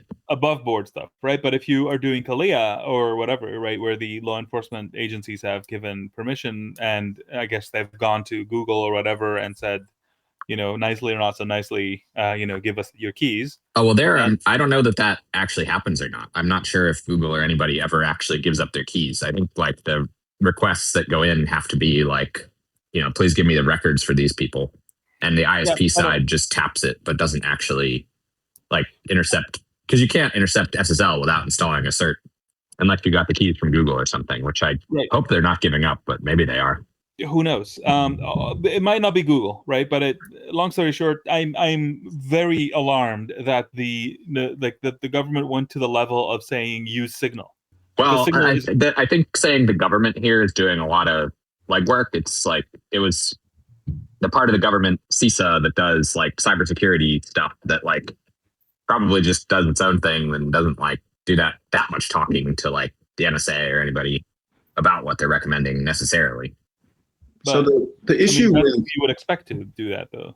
So the architecture of iMessage allegedly and Signal is the asymmetric cryptography. So it's sort of like PGP, but basically, when you implement things like that, and the advantage of Signal is that it's open source, you can actually audit what it's doing. But it ensures that each message, when you create a group with a set of contacts, each message has to be individually encrypted for each user. And when you do it that way, even if you have access to the server, you cannot read anyone's messages. Apple iMessage is in theory the same way, but if you turn on iCloud backup, it just saves it directly to their servers anyways. Although I believe they have a new feature to make the backups more using the same sort of key pair philosophy. But people tend to not like that because when you forget your password, you actually lose all your data. Basically, if you lose all your security keys, you're sort of screwed. Yep. So it's a user experience thing. It's anyway, but I don't know, Gator, if you wanted to go so deep into that or sort of swerve us back into the SIM card thing, which is something. Well, now that Nathan is here, I did want to see if he had any thoughts on the SIM story, to see if he had any other speculation as to what. I definitely agree that it doesn't really make any sense. I think that there's probably nefarious stuff you could do with 300,000 SIM cards, but I don't know how much that's farting in the wind in the number of calls and texts that happen in New York City in a given day.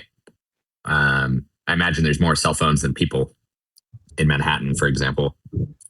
My money would be on scammers or something like that, trying to sell those services to people who want to, extract money through illicit means. It was within 25 miles of the UN building.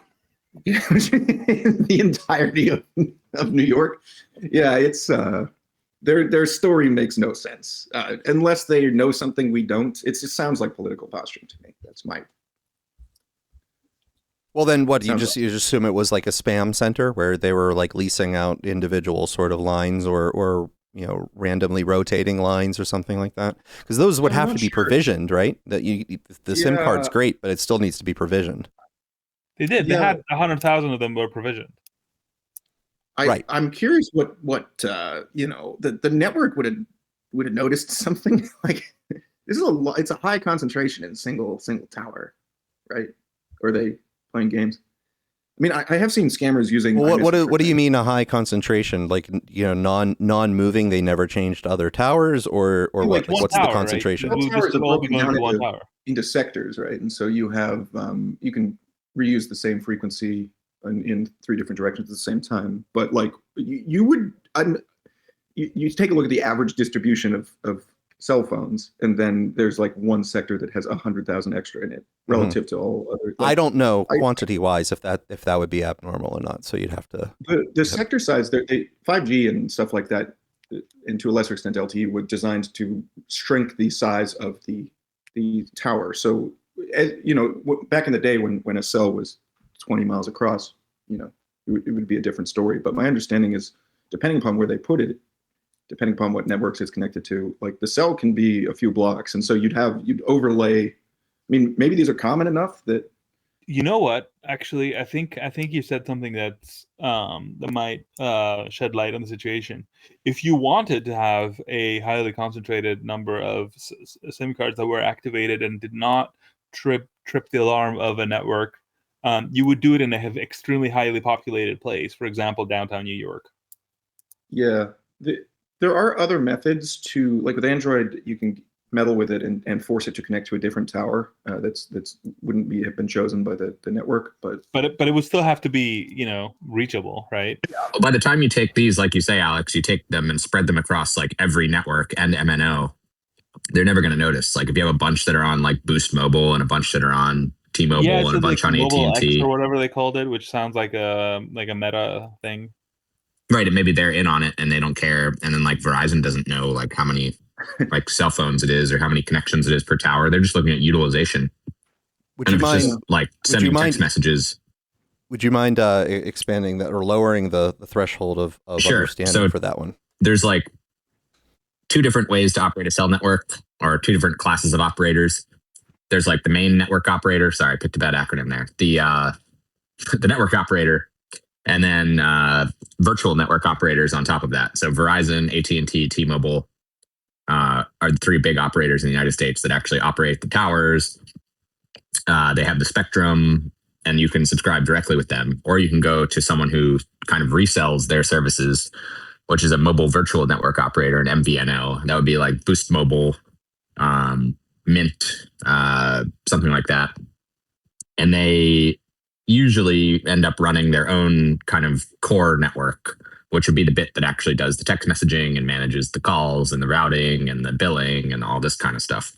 So the number of subscribers would actually be sort of obfuscated, I believe, to the underlying network. So like if there was 100,000, cells connected to Boost Mobile via T-Mobile, T-Mobile would only see that like, oh, this tower is doing like 100 megabits per second or something, but they wouldn't necessarily know how many unique devices are connected to it. They may, but that they may not. Is true, right? Because because I know, for example, when you're roaming in Mexico, for example, on a T-Mobile plan, it tunnels all your traffic back to the U.S. before it just so that the local provider can enforce their own rules on the subscriber. So I think you may be correct that if they either, and I don't know that they would set up their own virtual network operator, but I imagine the virtual network operator probably doesn't care too much. I mean, there's probably some that are super sketch. Like, you contact them on the back end and like, hey, I want to hook up a gazillion SIM cards, and they're like, yeah, whatever. Here you go. What are the chances that there is a sort of set up middleman, so one of these resellers is actually a front for a government? Seems like a non-zero chance, I guess. I mean, with the cleverness of a lot of our cyber enemies, I would not be the least bit surprised at shell companies. But also like scammers, to the degree that this is a profitable industry, it's like the cartels. They at some point they start operating in scales that feel like quasi-state level. Oh, I was imagining it was the scammers. Like, it would not surprise me if scammers operate their own like voice over IP kind of infrastructure and things like that, and connect to the rest of the phone networks that way, and have layers of indirection and all this kind of stuff. Because I guess you can make a lot of money like calling grandma and convincing her that her grandson was kidnapped or something. Have any of you ever actually gone through with engaging with those romance scammers? I spent a whole day like pretending the romance to be scammers, not specifically, but definitely I've engaged with many scammers in my day. Well, they shoot you text out of the blue and then try to become your friend. And I told them I worked in IT, and they dropped me immediately. But with are these the ones where they're supposedly messaging someone else by accident, like, yes, hey Tom, I'm running late or something like that? Yeah, it's those ones. And if you follow up with them, they will continue to engage and a lot of and then they'll try to get you to send pictures and stuff and but I ended up chatting with one for like a whole day, like pretending to be a retired widowed mechanic named Ron or something like that. There's a huge industry on that. Oh yeah. I get one of those a day. Gator, I have an idea for you. Okay. You're the kind of person to do this. Writing an LLM sort of agent bot that wastes these guys' time. Would be amazing. Yes. I would, and should do that, but there's also, I believe, some others who already have implemented that. Oh, really? Like LLM level? Have you seen? Yeah, well, there's already one that does it for live calls. It was before LLM, so it wasn't as sophisticated as having, a completely variable amount of responses. But I forget what it's called right now. But they had enough sort of pre-scripted and honed in responses that the fake person answering the call on your behalf would convince the person to like waste a couple minutes of their time in order to sort of jam them up. RoboKiller, I believe, was the company that had that service. Oh yeah, there's a YouTube video on this. They cumulatively wasted like 8 months of scammer time trying to collect Bitcoin with this fake customer support line. And you seen that? It's absolutely hilarious. They play all the recordings of the people screaming into their phone. But this whole thing is designed to frustrate them and annoy them. Yes, but I do have my fair share of fun with scammers when they do come across my path. I used to allow a personal Facebook account. I opened it up and accepted every single Facebook friend request that came through for a period of time, no matter what happened. And I filled up my potential friends to the maximum limit on Facebook at the time and received probably like 4 spam messages every hour at that point. And I had a good old time interacting with them for a while. I was bored, so it passed the time. That's a boredom thing. So going back to the SIM thing, do we think the government take on this is like, look, we're doing our jobs, or like they know more than we do, or? I assume they know more, but I don't know whether or not they know enough or have a good enough idea, because sometimes they are very on top of it, but then other times, the crew that's handling it is not very sophisticated, and they come up with very, very bizarre understandings of what's happening to the point where it just looks like absolute naivete when it comes to technology. Yeah, I could see that on the tech side. Like, I don't imagine that the best and brightest tech minds are working for the Secret Service New York City field office, but I could be wrong about that. It's just the sheer level of Always Sunny in Philadelphia connection making is the thing that picks me off. It's like it's 25 miles from the UN building, and it could be China, and something emergency. Well, I guarantee you that the boxes that they're using are made in China. That would not surprise me. No, but like the connection with, I don't know, like it's just throwing out a bunch of wild connections with no substantial. No, I got you. But I'm just on the basis saying, of like, literally they went to somebody who knows a little more than they do, and they said, what is the worst that could happen with this? What is the worst possible thing that somebody could do? Well, my nephew uses the internet, and he says, yeah, pretty much. Well, the good news is 911 services could be overwhelmed. It's like, isn't that not on them to have? I don't like. Is the Chinese scammers' job to make sure your 911 is safe? Is that not on you? I don't know. The good news, Alex, and just in case you were worried that we didn't have some good news, is that you don't need necessarily sophistication or massive operations to get those types of things installed places. You actually can voluntarily do so yourself by adopting technology that possibly hasn't been certified well enough to protect you. So we talked about the Panopticon last week, right? Was that who was the gentleman from Oracle promoting the gentleman Larry Ellison? You mean? Yes, Larry Ellison. The big man? Yes, so he was promoting the glorious future of the Panopticon, the digital Panopticon that would be entering, and it looks like this might be an accidental first move, if you want to consider this the first move as opposed to like the 20th. But from Wired, tile tracking tags can be exploited by tech-savvy stalkers, researchers say. The trackers used to locate everything from lost keys to stolen pets are used by more than 88 million people worldwide, according to Tile's parent company, Life360. But researchers who examined the tracking technology have found design flaws that would let stalkers, or potentially the manufacturer itself, track the location of Tile users and their devices, contrary to claims the company has made about the security and privacy of the devices. The researchers of Georgia Institute of Technology found each tag broadcasts an unencrypted MAC address and unique ID that can be picked up by other Bluetooth devices or radio frequency antennas in a tag's vicinity or track the movements of the tag and its owner. The location of a tag, its MAC address and unique ID, also gets sent to sent unencrypted to Tile's servers, where the researchers believe this information is stored in clear text, giving the Tile the ability to track the location of tags and their owners, even though the company claims it does not have this capability. Researchers say this would give Tile the ability to conduct mass surveillance on its users and potentially provide that information to law enforcement and others. The researchers also found that Tile's anti-stalking protection can be easily undermined if a stalker enables an anti-theft feature that Tile offers with its tags. Additionally, someone could falsely frame a Tile owner for stalking by recording the unencrypted broadcast of their Tile device, recording the unencrypted broadcast their Tile device makes and replaying these broadcasts in the vicinity of another Tile user, making it seem like the former is stalking the latter. The researchers reported their findings to Tile's parent company Life360 last November, but they say the company stopped communicating with them in February. Wired sent Life360 an email asking them for a response to the issue raised by the researchers, but a spokesperson sent a reply that did not explicitly address the problems. The email said that the company had made a number of improvements since receiving the researchers' report without specifying what those were. So that's good. That's a lot of tags to have floating around everywhere as Batman's spy device from I believe the second movie, sort of. So have I told you the time where I was involved in a project tracking every high net worth trader in the city of London?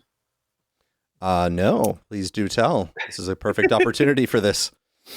So I've shared a tweet that was showing the product, which was a trash can, but reimagined by Steve Jobs, I guess. So I was, in effect, the CTO of that thing. That's how I started. CTO of trash cans? That is correct. Yes, I was trash CEO, CTO, Chief Trash Officer, if you like. But that's how Balena started. Actually, we built a fleet of those, and then we sort of realized we had more on our hands than we expected. But the joke is that as these guys were running out of money, this is not something I was directly related with, thankfully, but I was sort of right there to see it happen. As these guys were running out of money and were desperate because the city of London was not allowing them to actually put ads on their bins, so they had these really expensive bins and no way to make money on them. They ended up partnering with a company called, I think, Orb or something similar like that, which would track the MAC addresses of the mobile phones that were just walking by, right? Which you might say like, oh, whatever. But, if you see a mobile phone leaving, so just to be clear what this is, the city of London is not London City. The city of London is called the Square Mile, is the former area of the fort of London, right? Like a very, very specific area, which is the financial capital of the UK and arguably Europe. So you have every single, like Morgan Stanley, Goldman Sachs, like everybody has an office there. So if you see a trader, right, exiting one building, like a MAC address, exiting one building and entering another during the lunch break, like you might be in a position to know that somebody's interviewing, like to change jobs or whatever, right? It gets quite creepy. But they were hoping to do like some kind of marketing analytics or whatever, right? Like see that you're buying these sandwiches instead of those or whatever, and push you on something else or something.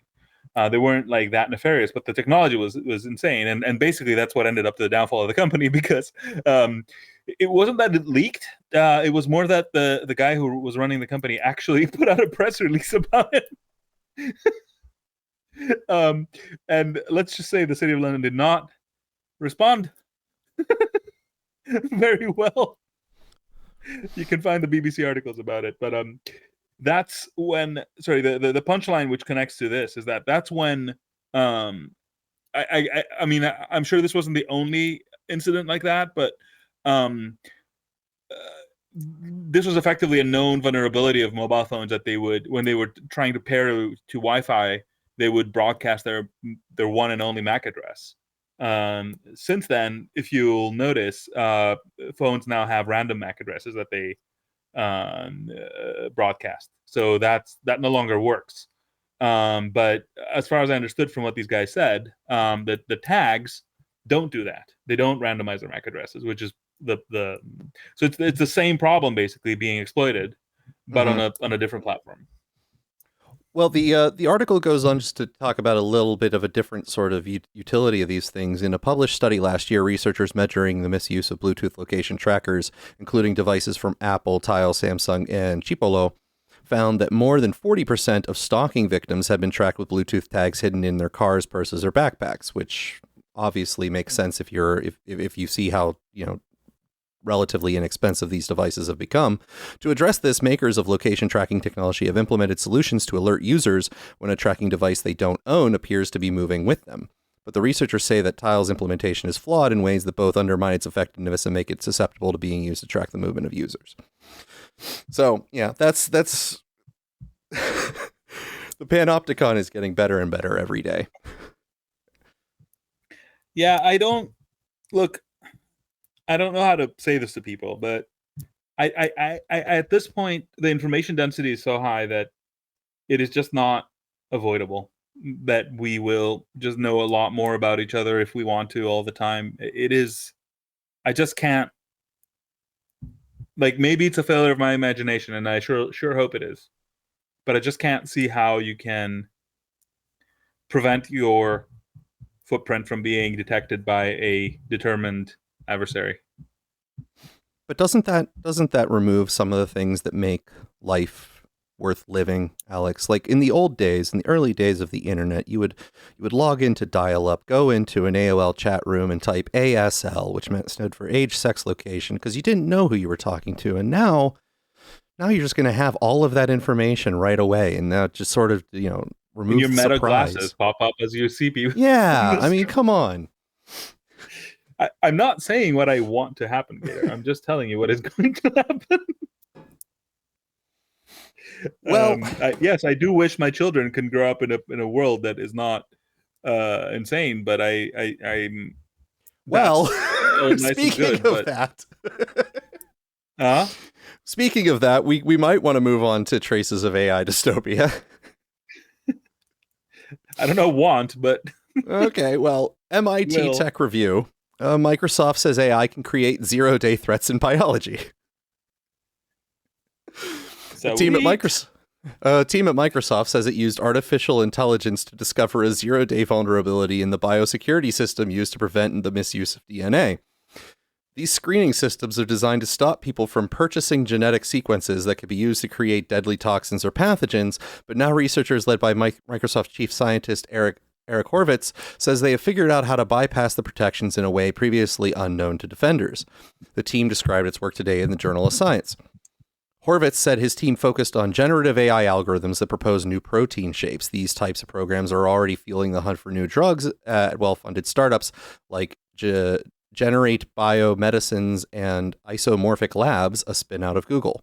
The problem is that such systems are potentially dual use. They can use their training sets to generate both beneficial molecules and harmful ones. Microsoft says it began a red teaming test of AI's dual use potential in 2023 in order to determine whether adversarial AI protein design could help bioterrorists manufacture harmful proteins. The safeguard that Microsoft attacked is what's known as biosecurity screening software. To manufacture a protein, researchers typically need to order a corresponding DNA sequence from a commercial vendor, which they can then install in a cell. Those vendors use screening software to compare incoming orders with known toxins or pathogens. A close match will set off an alert. To design its attack, Microsoft used several generative protein models, including its own called EvoDiff, to redesign toxins, changing their structure in a way that let them slip past screening software, but was predicted to keep their deadly function intact. The researchers say the exercise was entirely digital, and they never produced any toxic proteins. That was to avoid any perception that the company was developing bioweapons. Before publishing the results, Microsoft says it alerted the U.S. government and software makers who have already patched their systems, although some AI-designed molecules can still escape detection. So, good news, everybody. Good news. Gator, what was the last act of bioterrorism that we are aware of?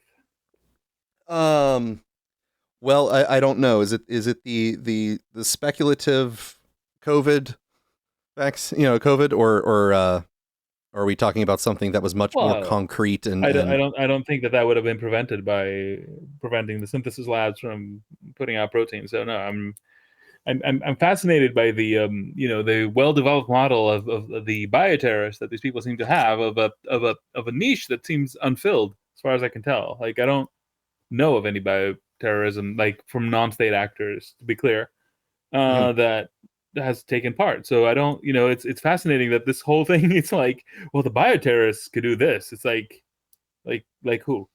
Well, what all are these terrorists bioterrorists are probably biological in nature. So everyone who's a terrorist is a bioterrorist by default. In that sense, yes, and definitely I've witnessed some acts of bioterrorism in elevators, but well, I assume in this scenario that we would be first talking about possibly distribution of something that was sort of created and hatched by state sponsors of some activity, but that technology as it's progressing, such as like with CRISPR or something, could eventually allow more smaller actors to participate in the fun. This is a complete hypothetical thing that has not yet happened and is being spoken as if we're talking about like a known and understood type of terrorism that we're having to deal with here. Sure. I agree that I would not. State level actors don't. They have their own synthesis labs. They don't need to circumvent anything. Well, let's put it this way, Alex. I mean, I haven't stopped going outside, and I haven't soiled myself after reading this thing. So my So the point is, this particular trace of AI dystopia is on the homeopathic scale, but otherwise, yes. Well, it's a trace. It's a trace, Alex. It's not a complete dystopia. It's definitely a trace. Right? It's something that we might need to consider at some point, or someone might need to consider. I might not consider. I see my role as sort of trying to, make people feel a little bit better if I can. If I can't, I'll admit it. There's some that you have brought up. I'm like, okay, this definitely is no good. But on this one, I'd wait for the emergence of the bioterrorists first, and then be worried. Well, let's say that there is the smaller instances. While this isn't bioterrorism specifically, there is the polonium poisoning that Russia is claimed to have done to several of its antagonists in various locations. I'm not saying that Russia did it or anything like that, but those are the types of smaller level things where perhaps they have a prime target of something, and they don't necessarily have enough polonium on hand or something. I will trust the MI6 right after I trust Christopher Steele with his reports. All right. Donald J. Trump. What sort of comments do you have, sir? Just on this, I was just before I say this, I'm going to say I'm not saying this. This was a CDC report from the 90s. But if you want to knock out New York City, all you need is a Cessna, about 5 to 10 gallons of botulism, and a crop sprayer. If you really want to do real bioterror, right? You don't have those things, right? But okay, good. But all you need, who knows? If you go to my pantry, there might be some botulin in there.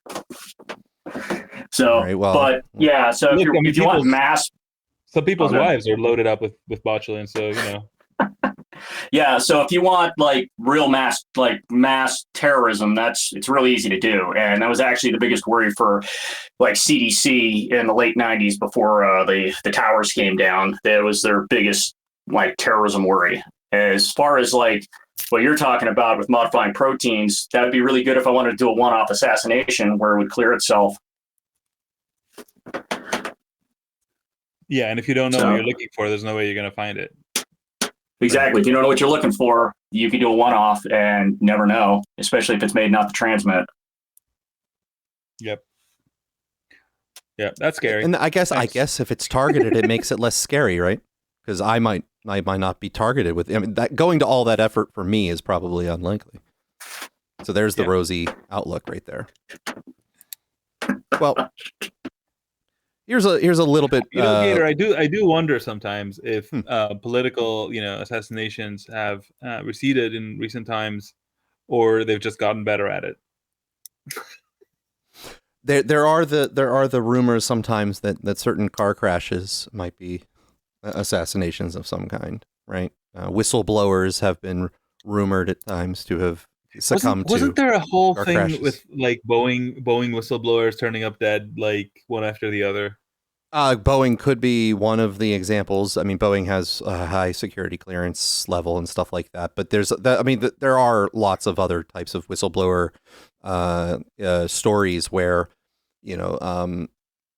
there have been car crashes involved with either them or their loved ones, people like their wives or things like that, where the circumstances as described are curious, and it was always surrounding this whistleblowing event, right? I'm not saying that any or none have, specific validity, but I'm saying that sort of, let's say, hidden type of assassination, right? The one where it's all plausibly deniable as just regular household accidents,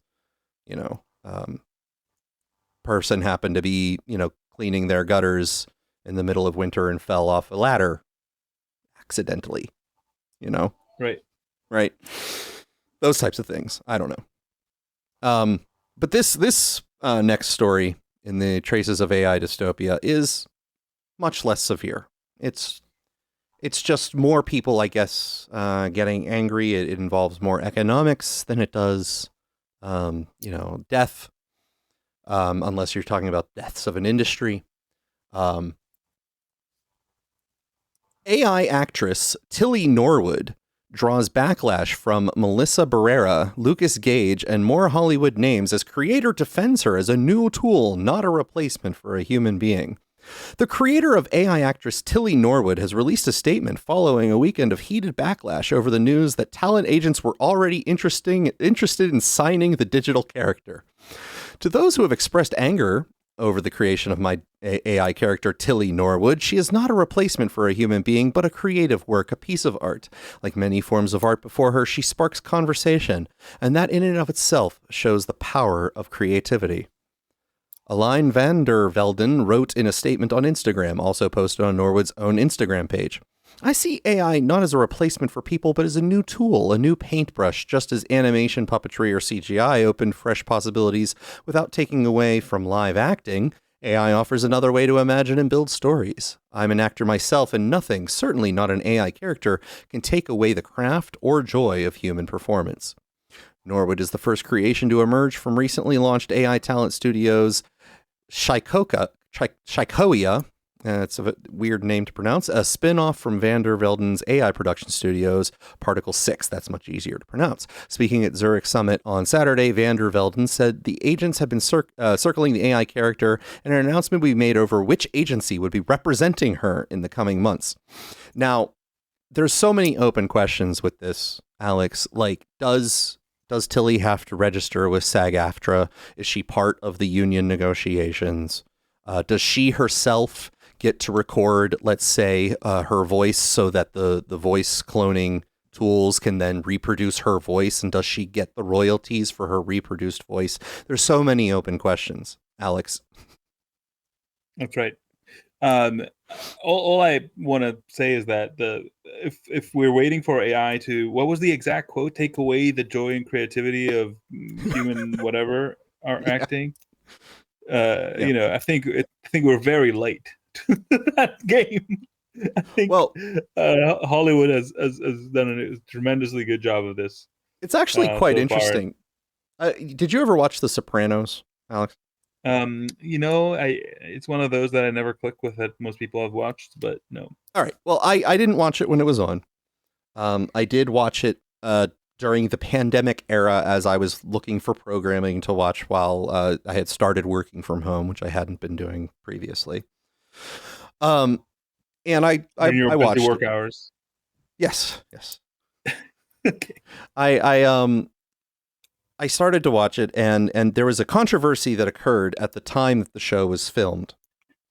And it was a sort of a more novel one, because this was filmed, this was in the 2000 era, and it was the part where computer graphics and things like that were starting to blossom, but they were still not as refined as they are now. And the character who played Tony Soprano's mother passed away. The actress who played his mother passed away, and they still needed her in the plot. The character hadn't died. And so they put her in for one more episode to give her a death posthumously. And they attempted to use footage that they had of her from different scenes and sort of composite her. But the degree to which they did not surpass that uncanny valley was pretty controversial at the time. Right. The degree to which they sort of made a mockery, perhaps, in some people's opinions of the actress who played her, and the way that they used her posthumous performance sparked concern. And that it's interesting now that not only do we no longer have to necessarily have people toiling away attempting to use technology to solve a problem, we're actually sort of baking the technology in to solve this problem intentionally going forward. Like this problem of an actor dying no longer is a problem that anyone needs to solve. It's almost like the tools are made specifically to solve it, almost, right? Like you don't need the person after a couple of scans of them. Yeah, like I can totally imagine contracts going out that say, like, you are totally free to stop participating in the future productions if you don't find that we can pay you what you want. Just know that as part of this contract, we retain the right to use your likeness for as long as the series continues. Mm-hmm. Right? I could totally, because like there's been many situations where something just becomes an unexpected surprise success, and you then have the actor sort of asking for the moon and the stars to participate, in one last episode or whatever, like the Friends or whatever, where they were pulling what was like 10 million an episode or something stupid.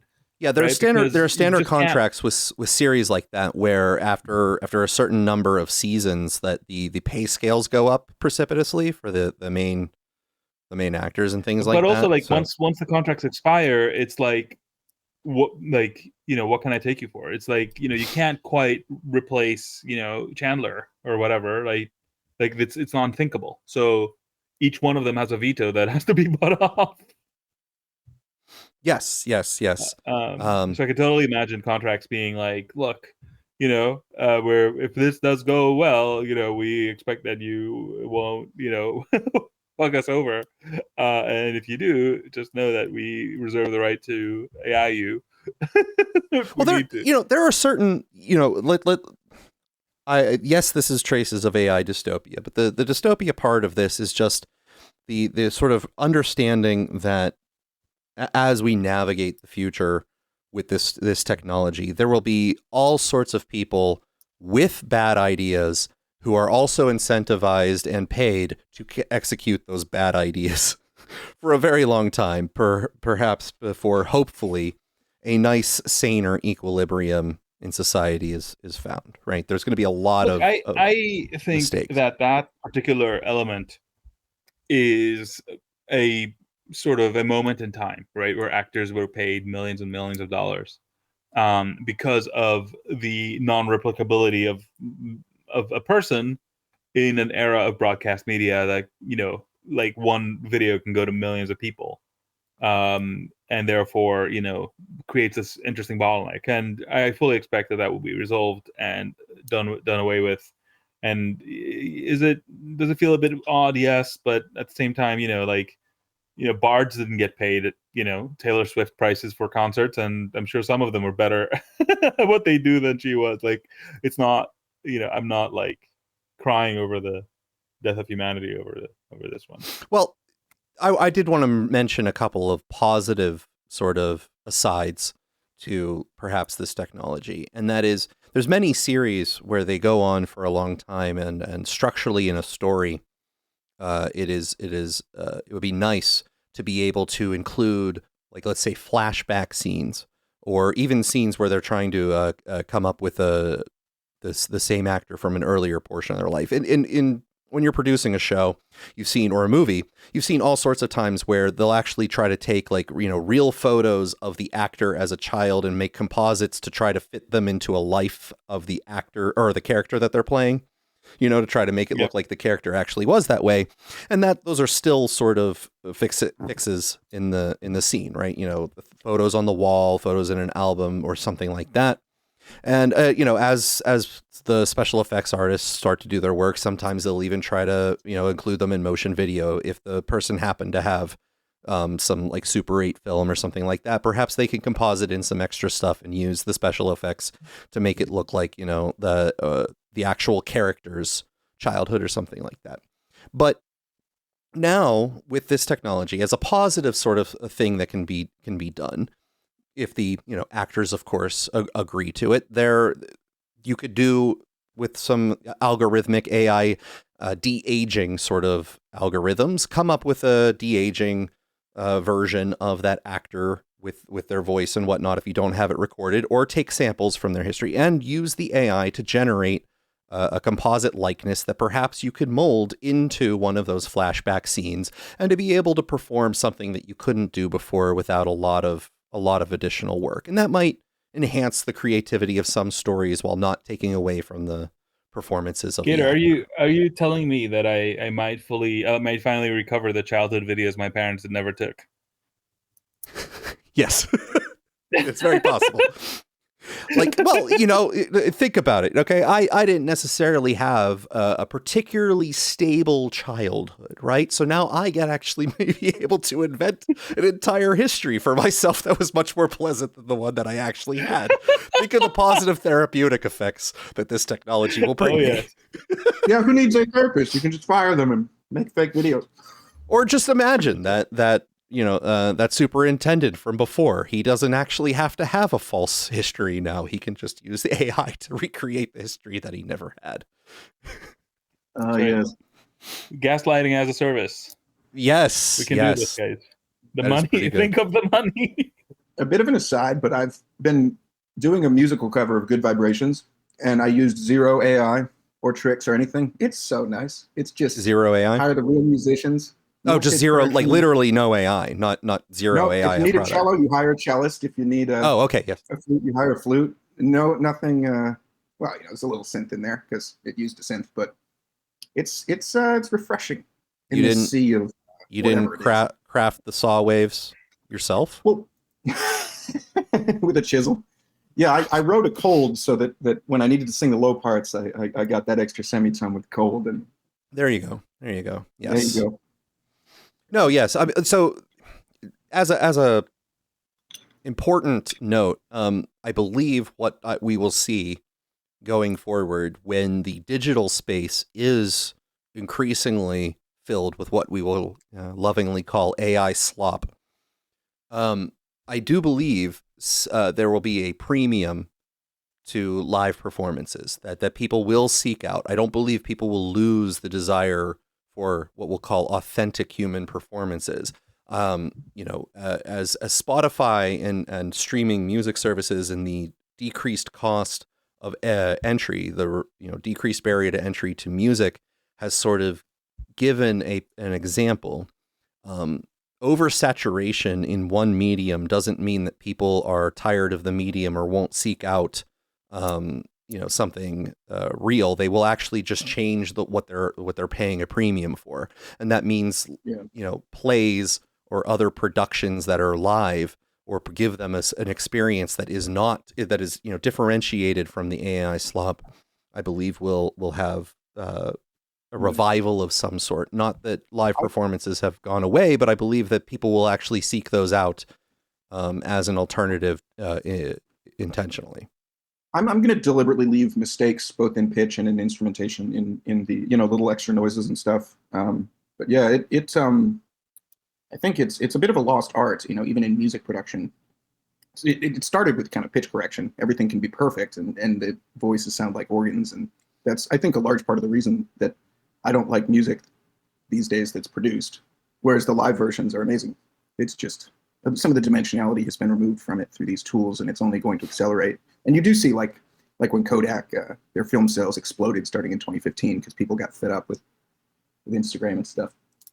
Well, since you're referring to music and we have an overlap sort of in that realm here, if you were to be just starting in a music career or a music production career, and you went onto YouTube or something like that and started looking at all sorts of things, there is an increasing, even in that realm, as automated as things are, there is an increasing, I find, set of instructions on what you can do to remove the artificiality from that, and to not allow yourself to be too easily automated. And even though that it still winds up involving a lot of automation, the idea is that the synthetic nature of the output is undesirable by most people.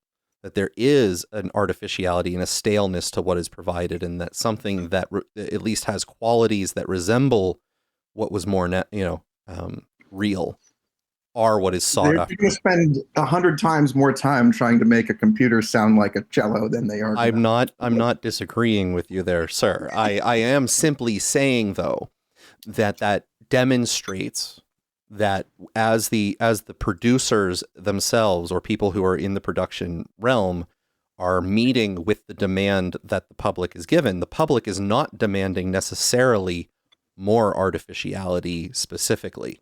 That when you arrive at this completely stale and devoid of human expression component, that people do generally reject it at that level.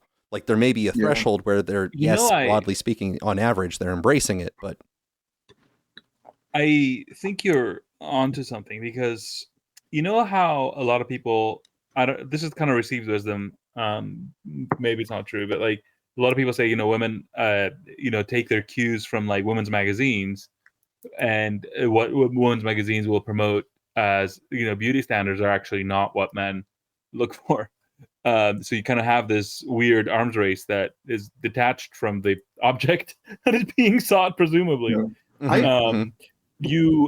I've done a fair amount of music production in my early life.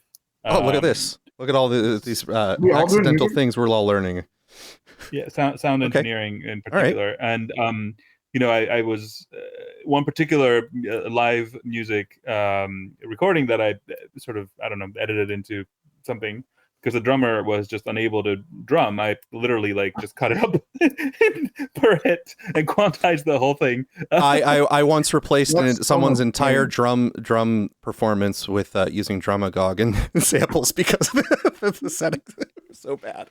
Anyway, but you do start. We did feel at the time, and I think we were probably right feeling at the time, that maybe this is not the way. You know what I mean?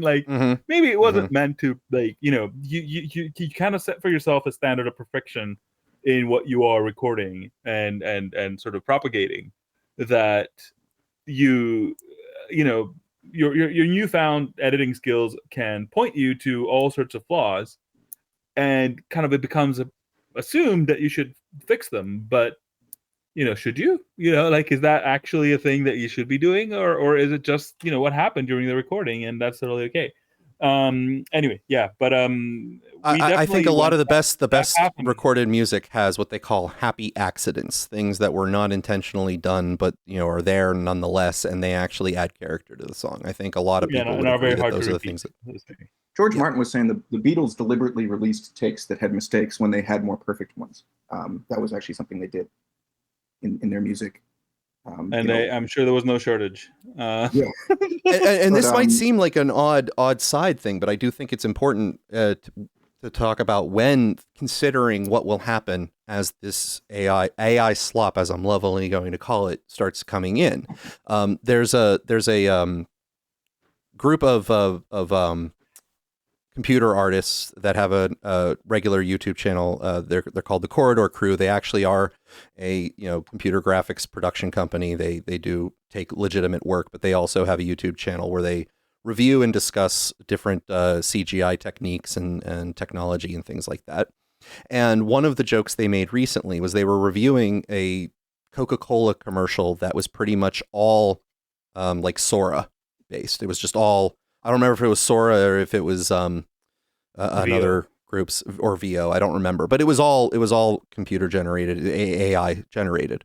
And they made the random observation that for years, the CGI people have been the ones who have been to blame in the public eye for the reduction in quality in movies or television shows, that, it's just too much CGI, not enough real effects. But now finally they were reaching their point in time where people will be complaining about AI and looking nostalgically back when humans actually were involved in creating the computer graphics.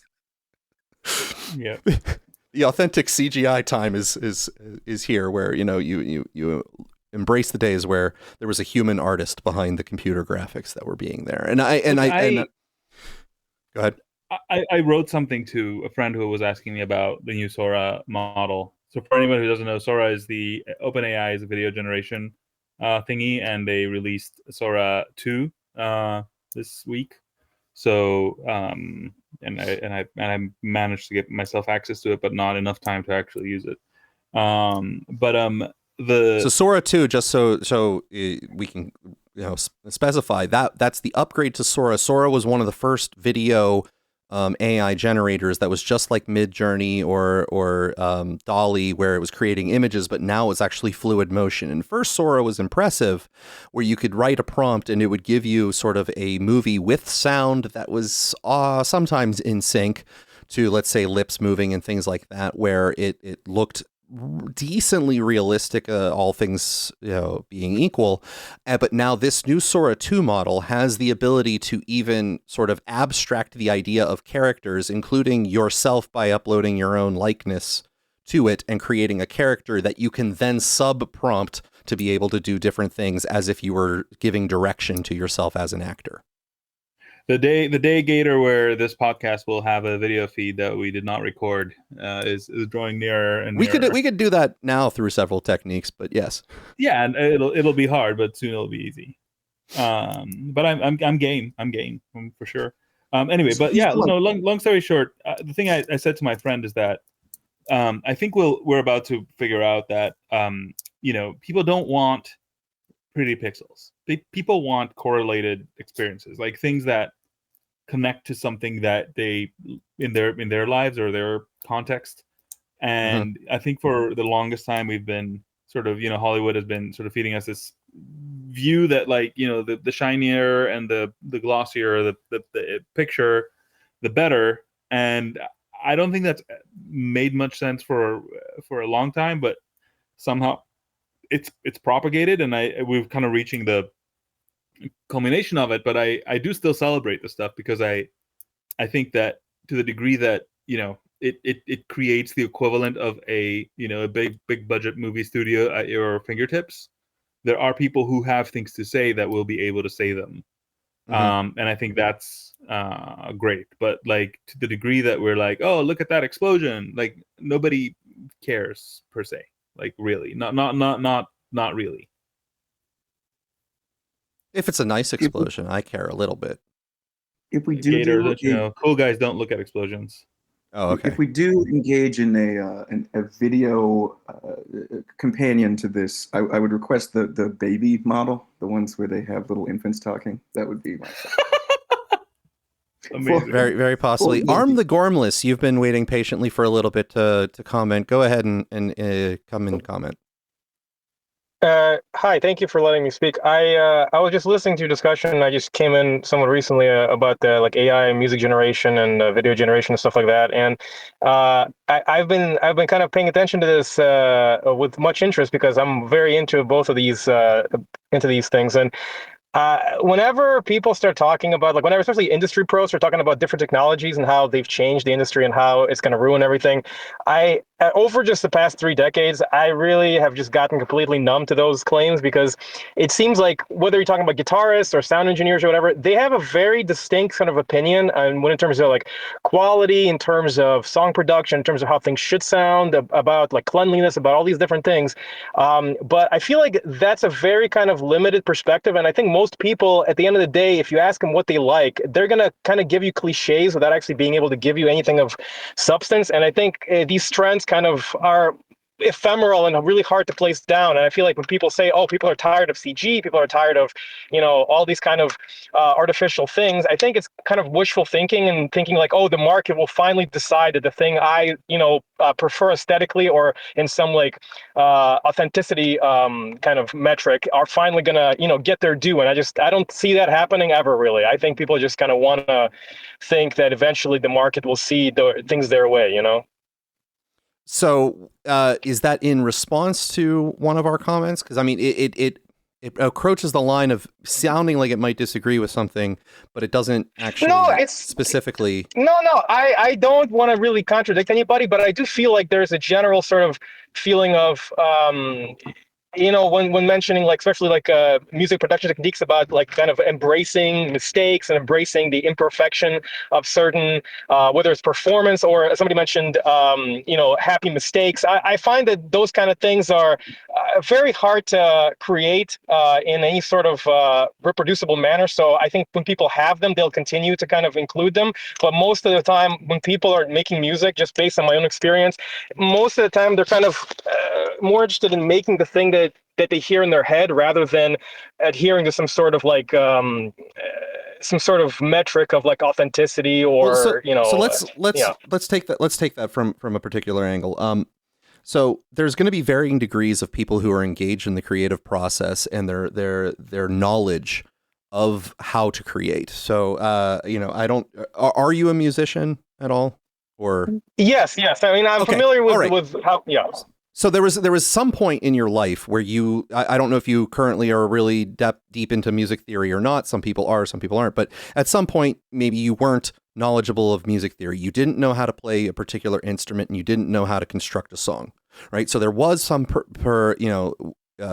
degree of ignorance that you had, even though you might have had a passion. So you had a disconnect between what you were able to achieve and your desire to make something. And of course, you might have still wanted something in your head, but you didn't know how to connect the two to actuality.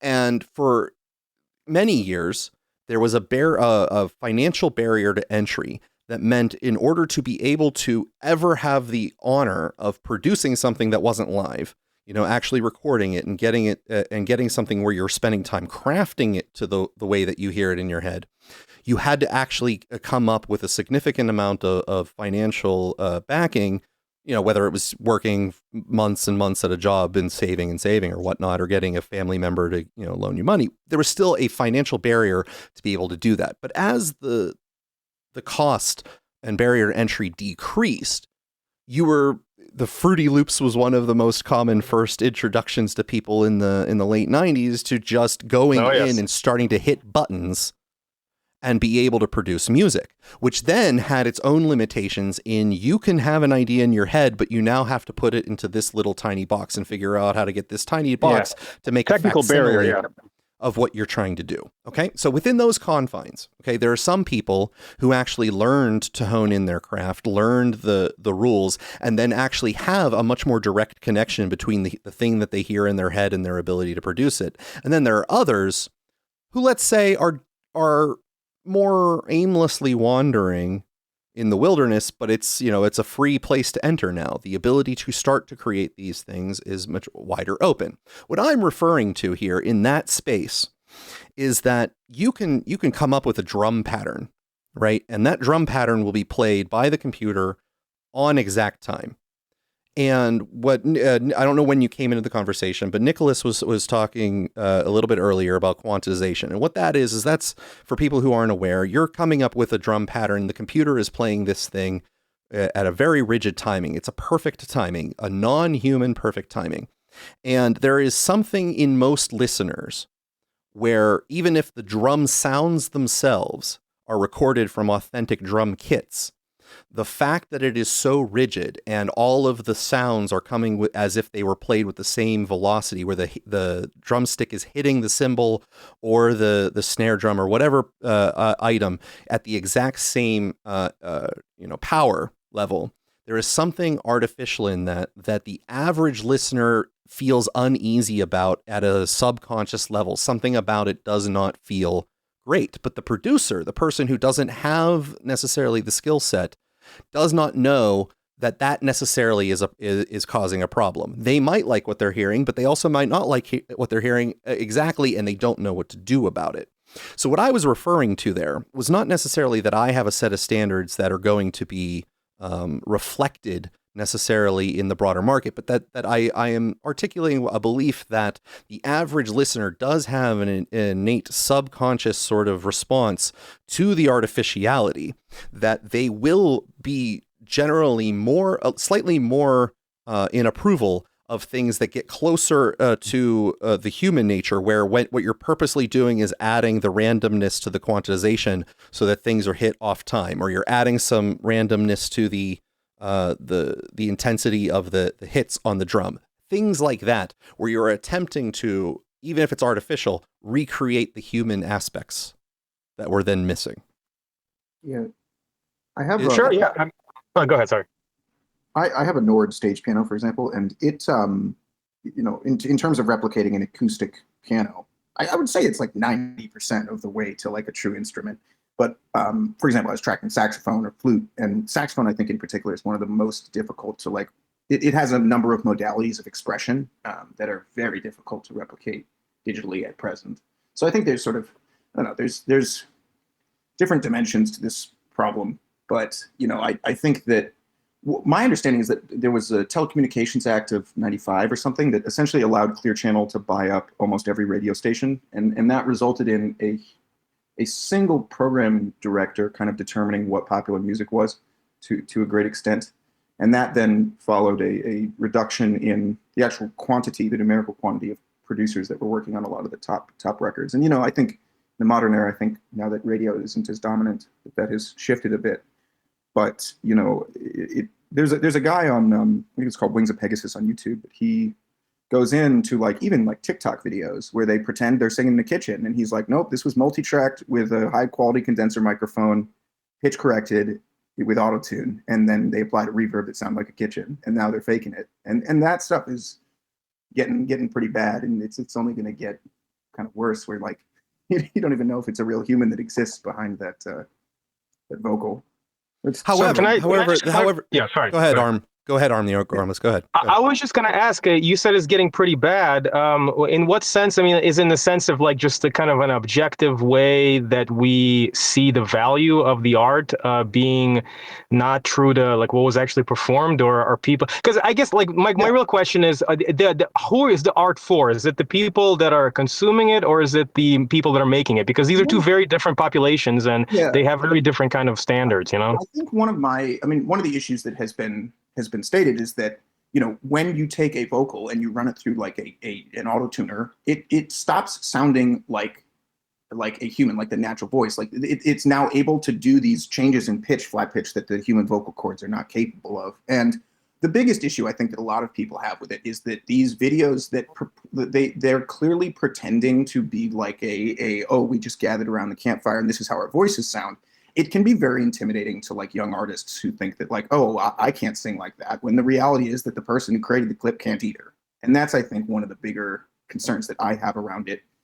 I think I respect the use of. It would be it's the music version of the Instagram influencer, the person who is taking these artificial shots and showing a glamorous lifestyle and communicating a degree of success that is fake. But now I think. There's two things, Nicholas, that one I'll sort of grant that a way that you expressed one of your sentiments there sort of goes to what Arm the Gormless was saying, that you said something was bad, but it seems more like just a subjective opinion about, something where it's your opinion that attempting to recreate something as if it was sounding like it was coming from your kitchen is a bad thing, as opposed to just actually producing it in your kitchen.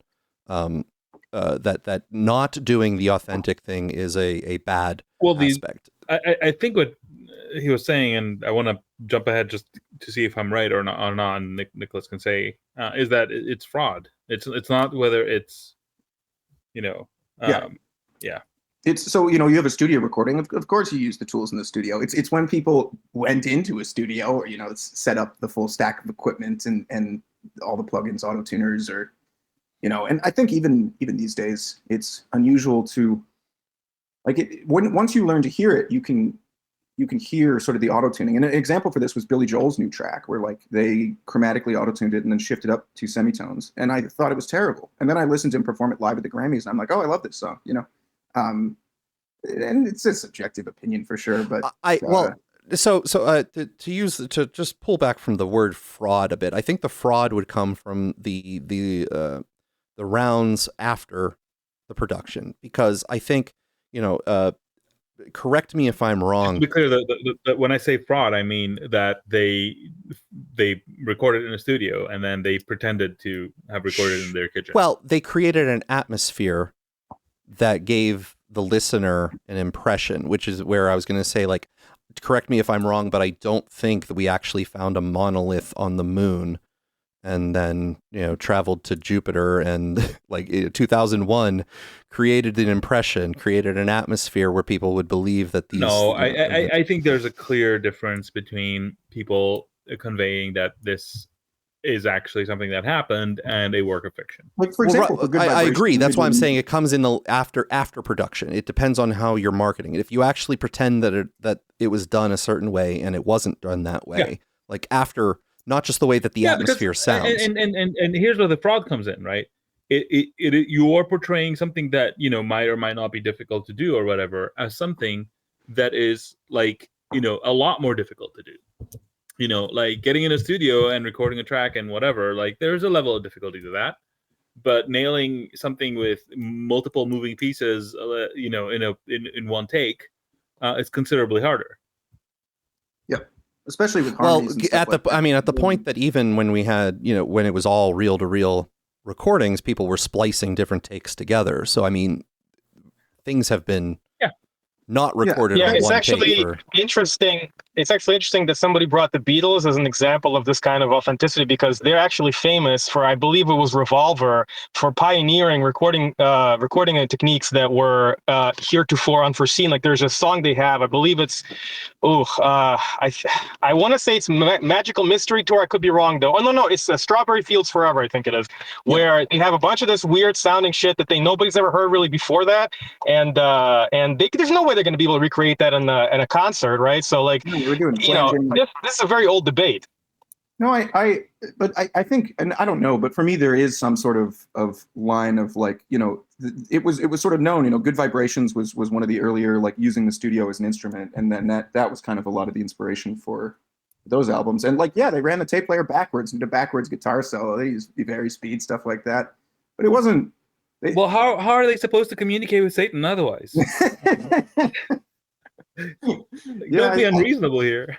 But there's a line somewhere for me, and I don't necessarily know how to describe it between by the way, Strawberry Fields Forever, if everybody knows this, it has an incredible story where it's if you hear Lennon's voice, it will sound a bit weird to you if you've heard more. And basically what they did is they have 2 takes of the song. The one is simpler and the other one is a lot more full, the orchestration. And Lennon was like, oh, I like the beginning of the one and the ending of the other. And he was like, George kind of figure it out. And George was like, we have a problem because A, the one is in a different key, and B, it's also at a different beat, different pace, tempo. And he was like, yeah, you'll figure it out. Anyway, long story short, they found out that when they slowed it down to the correct tempo, that the pitch actually came to where the other one is. So that's what they did. But as a result, the timbre of his voice is very different in the two halves. So you can actually hear exactly where the change is being made. They apparently had a device the size of a washing machine to shift the frequency of the mains power to alter the tape speed, because they were synchronous motors, and they're like, don't push it too far, it'll go up in smoke. If you guys are sound engineering and nerds, you should look into what the reverb was like at Abbey Road Studios, because it was basically a very long cement chamber with a microphone and the speaker. There's one. The echo chambers are so cool. There's one thing I want to bring in. Actually, this is a good thing to add as something to contemplate, and more my point, where I said that there's going to be a lot of mistakes that are going to be made before we find hopefully some sort of equilibrium. And since now that I know that there's several people up here with similar experience sets here, the loudness wars is an example of something where there was not something that was driven purely by the artistry necessarily that was going on in the environment that was driving decisions of the products that were being made, that on some level was purely financial, but it's more complicated necessarily than financial. And for those who aren't familiar with the loudness war, it was a artifact. The loudness war was an artifact of the CD era, the CD / radio era, where radio, as opposed to online distributions or things like that, radio was the primary location where people heard their music. And when the radio is a place where you primarily hear your music, majority of the music was adopted while people were in the car. And when you are in the car, the radios have the advantage of being able to do a lot of stuff with the music to make sure that it is playing above the sound of all of the noise pollution that exists in the space around you. So you're in your car, there's engines all around, your engine's revving, other people's engines, there's noise from the outside, and the music needs to come up above that. So radio stations would have this ability to turn up the music.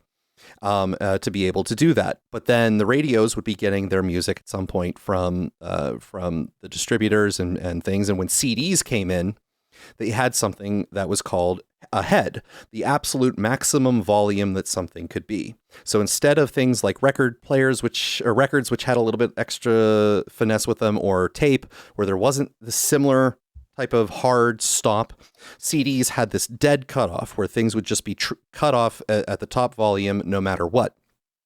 But the record company still needed their music to be louder in order to be caught more, because there's a second sort of phenomenon where the human ear tends to like the sound of things that are louder more, and it has to do with the way the ear responds to frequencies comes in, where the frequencies have a curve where some frequencies are heard more poorly the lower the volume, but they're heard better the louder the volume. So there's a general tendency for the same song to sound a little bit better the little bit louder it is. So these two things together cause this huge problem where the radio stations were trying to play the music that was coming to them from the production companies, and the music studios were increasingly trying to make their songs louder than the next song in order to try to make it just that much, get a little bit of extra edge on the popularity as they were competing in the radio space. And so what wound up happening was that the music was getting squished up in this loudness to the top area of what the CD's maximum was. And if you Google the album Death Magnetic by Metallica, in conjunction with the phrase loudness war, you'll see visual representations of what this resulted in. And this resulted, like, if you've ever seen sound waves, they have peaks and valleys, and they go up and down and up and down.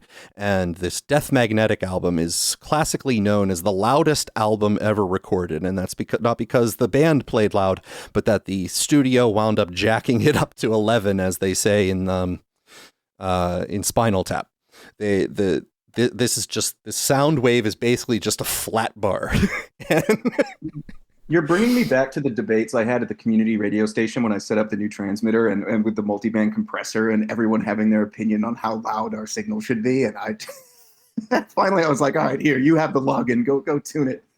So Death Magnetic is this sort of this representation of something I'm talking about. It's a bunch of decisions being made for particular reasons that do somewhat involve money and do somewhat involve popularity, but also are winding up seemingly disconnected in some way from the craft itself. Arm the Gornless, you raised your hand. Go ahead, and then I'll bring in Paul Ramirez. Oh, I was just trying to kind of give you an assist on, for people who are trying to understand what you're talking about the loudness war. It's if you want to put it kind of concisely, it's something called dynamic range, where the difference between the loudest sound on record and the quietest sound is kind of, as you say, squished, and it ends up, at least the claim is, sounding kind of less dynamic and more flat and less kind of lively. That's all I wanted to contribute.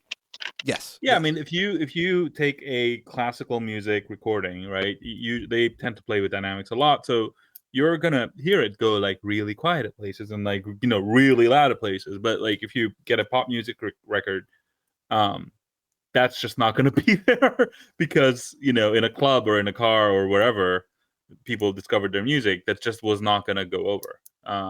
It became an arms race. I think Spotify fixed this because they actually normalize all their audio to minus 14 dB loudness units or whatever standard they have. I don't think you can fix it because the point is, how do you take advantage of the budget you were given? Changing the budget doesn't change the incentive, does it? Well, it's the original waveform that's squished. Yeah, I mean, my brother was playing around with one of the mastering plugins. It's a fascinating topic with what they're able to do. It really is. It's fascinating, but also requires a lot of technicals. Paul Ramirez, go ahead. I have more of a comment, and I hope I sound okay. But I see the music industry suffering from the same thing from the movie industry, and I don't have a background in either, but the way I see it is, and I have an analogy with, like, for example, in the movie industry, you had Jurassic Park, Once Upon a Time. And I remember thinking when that movie came out, that CGI was so amazing that movies forever will be just so good. And I can't, honestly, I think there's very few movies today that actually stand up to comparison with CGI levels or quality. Similarly with music, I feel like you got the situation where like you have Richmond, north of Richmond, is like this big box office hit, and it's just a guy with his guitar and he's just singing. And it has nothing to do with the technology anymore. And that's the way like I said, I just had a comment. That was it. So can you refine that direction just a little bit more? Are you saying that it doesn't necessarily matter how much you're throwing into it technology wise, or? I would argue that. And once again, I'm drawing a parallel to movie industry, music industry, because I'm a child of the 80s and 90s, and I miss my Ghostbusters and Predator, Alien movies, or whatever.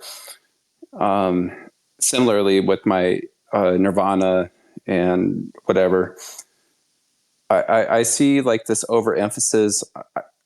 I don't think it's a technology problem, because I think kids today are actually more musically talented because they can just spend 10 hours on Twitch watching their favorite streamer practice their guitar.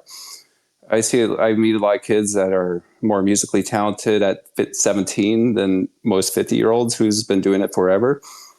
The problem I see is you're just not allowed to talk about certain topics. Like if you look at the Vietnam era, a lot of people were singing about how horrible the war was. And that was very popular, whether it's Janis Joplin or Cranberries or whoever. But we don't have a modern version of that. We don't have a modern version of saying somebody who complains about like how bad COVID was, unless you're like August or whatever, 5 times August or something. Or yeah, but remarkably, like and I'm sorry, but like that music is not amazing. It's like it reminds me of. Sort of Christian rock or like white metal, It's like it's protest music. It's not good per se, but it has a message. Something. Yep, 10-4. No, totally. Well, I mean, at the end of the day, it just has to capture an emotion. And so if the emotion that you're trying to capture is the protest, then if the music encapsulates the feelings and sentiments of the protest, then, it serves its function. Yeah, I mean, there is something to be said about it. Like I actually see what Paul is saying, and it's a valid question of like, where is the, there's a lot to protest about, and I don't know where that whole protest music is. You know what I mean? Like, I don't see it. Maybe, I mean, it must exist, should exist. It's fertile ground for it to exist, but I don't see it. You know what I mean? Like, it's kind of strange, actually, now that you mention it. Well, you also didn't know about David D4VD, and he was one of the top artists. He just definitely had a lot to and protest. Yeah, no, you didn't even know about him, so I think you need to get in touch with your common man a little bit more. Armless, go ahead. About the Vietnam era and the protest songs and everything. I mean, I assume the other guy was referencing that north of Richmond as like a example, a current day example. But I don't know, to me it's kind of a parallel to actually how those songs were marketed, and how like Nirvana, as he mentioned, also was more. I mean, a lot of it like that kind of grungy aesthetic about like that kind of working class, real authentic, no bullshit kind of no hair metal aesthetic. That was also sold, right? I mean, they were on a major label, they were on MTV. That was also like a thing that they were selling, just like they sold gangster rap, just like they sold protest music. I mean, I forget the guy's name, the guy who organized Live Aid, but he like very intentionally. There's, I don't know if it's like his memoir or a reporting Neil about Gaiman, it, but I he believe, went was hippie. Live Aid.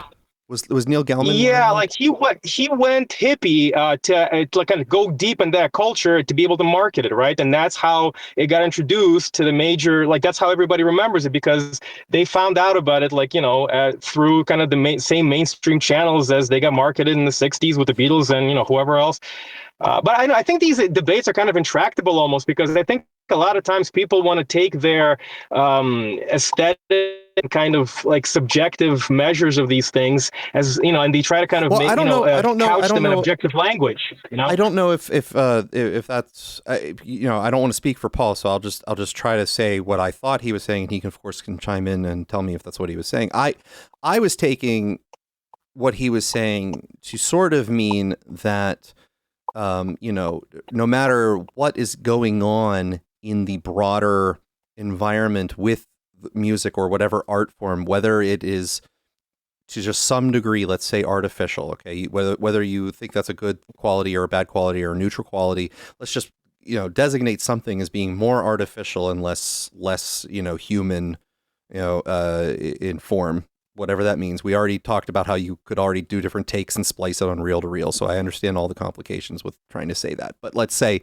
that there is some quality on some spectrum, but that the Rich Men North of Richmond song had a real quality. It was one single shot performance, I believe, right? And it wasn't a composite. It was things like that, where it was just a man and a guitar, where despite all of the ability to do everything complicated and everything, more distilled in its nature, this was actually just something able to still succeed and get become popular despite its raw nature, despite its unproduced quality. Is that, Paul, what you were saying? I got a thumbs up.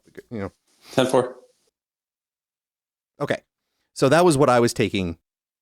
It wasn't necessarily specifically a preference. It was that you didn't necessarily have to follow the trend in order to find a niche. And I may have may or may not have inappropriately used Jurassic Park as an example, but like 25 years, like that was early CGI, and I was saying that, like, regardless of the technology and how much time went by, like there's still that like that was a better movie in my opinion than almost anything today.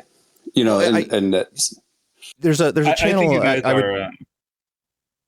I think you guys are saying this about Richmond North of Richmond, not knowing about the R&B dub electronica deep bass twerking mix, which is much better. I do. I guess I am too ignorant to Clearly that. superior. There's That an version. interesting question. Go ahead, Nick. The on Jurassic Park, like why it looks so good relative to modern CGI, and there was a whole kind of rabbit hole on how much. I think it was just a lot of passion and effort that went into it because they were sort of proving their worth also as an industry. inventing technology as they were making it to solve problems. That's one of the best parts of the art form, is when the technology doesn't exist to accomplish what you want, so you are inventing it in real time. It's what early Pixar was doing. When that happens, you are in the very rare position of having the inventors of the technology working with you, who can understand. Sometimes are the artists abstraction. themselves too. But they did things like it was easier for them to render and make it look believable when dinosaurs were wet, so they set the scene in rain. Like that was some of the things that they would do, which I thought was kind of fascinating. Anyways. Well, I was going to say, I think Paul, if I were to guess, you felt a little bit cheated from a Jurassic Park because when you saw Jurassic Park, you thought this was someone's imagination come to life, and this version of imagination is awesome. Just think of how many awesome things are in people's imagination, and then you were horrified to find that most people have a very poor imagination. No, well, yes. And by the way, Gator, I think you do a fantastic job of actually capturing what people are thinking. And but it made me think of like, okay, for example, I can only think of two other movies, like Avatar or How to Fly Dragon since then. I don't really watch a Marvel movie, but like, it turns out to be used in in a evolutionary sense. It becomes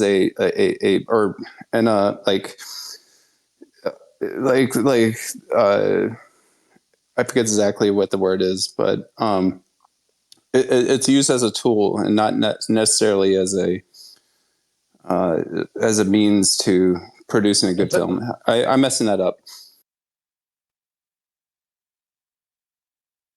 You mean it's not used because it's there and vital to actually carry out and execute a desired effect. It's just being used because it can, or I actually have two thoughts on that. I think in the short, in reference of what you're saying, I think people use it as a means to instead of going through the whole process of putting together a good story, finding good actors, they use it as a replacement. And I also think of it in a second way, where if you have a capture within the industry, where you have gatekeepers, they can. And by the way, I'm trying to make parallels to music industry, but I'm not sure if I'm actually doing it. You don't have to stay in music. You don't have to stay in music. I just noticed from there was a golden, or in my opinion, a golden era where we had I'll keep using Jurassic Park as an example, where my mind was blown. I was like, oh my God, movies are just going to get better. And they didn't. I mean, there's exceptions. There was like Avatar I used, for example. And similarly, I actually, in music, I found a lot of, I'm big into like house music or whatever. And I think that's incredible. And I think the musicians are more talented than ever.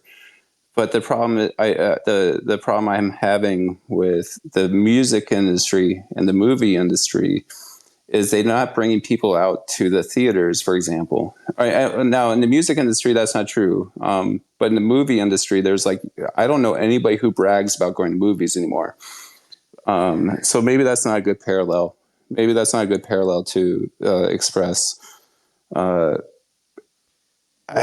once again, if you're looking for a movie, if you're looking for a movie that actually has some of that raw creativity and passion that you might think has been missing, there was a movie this year came out called Sketch.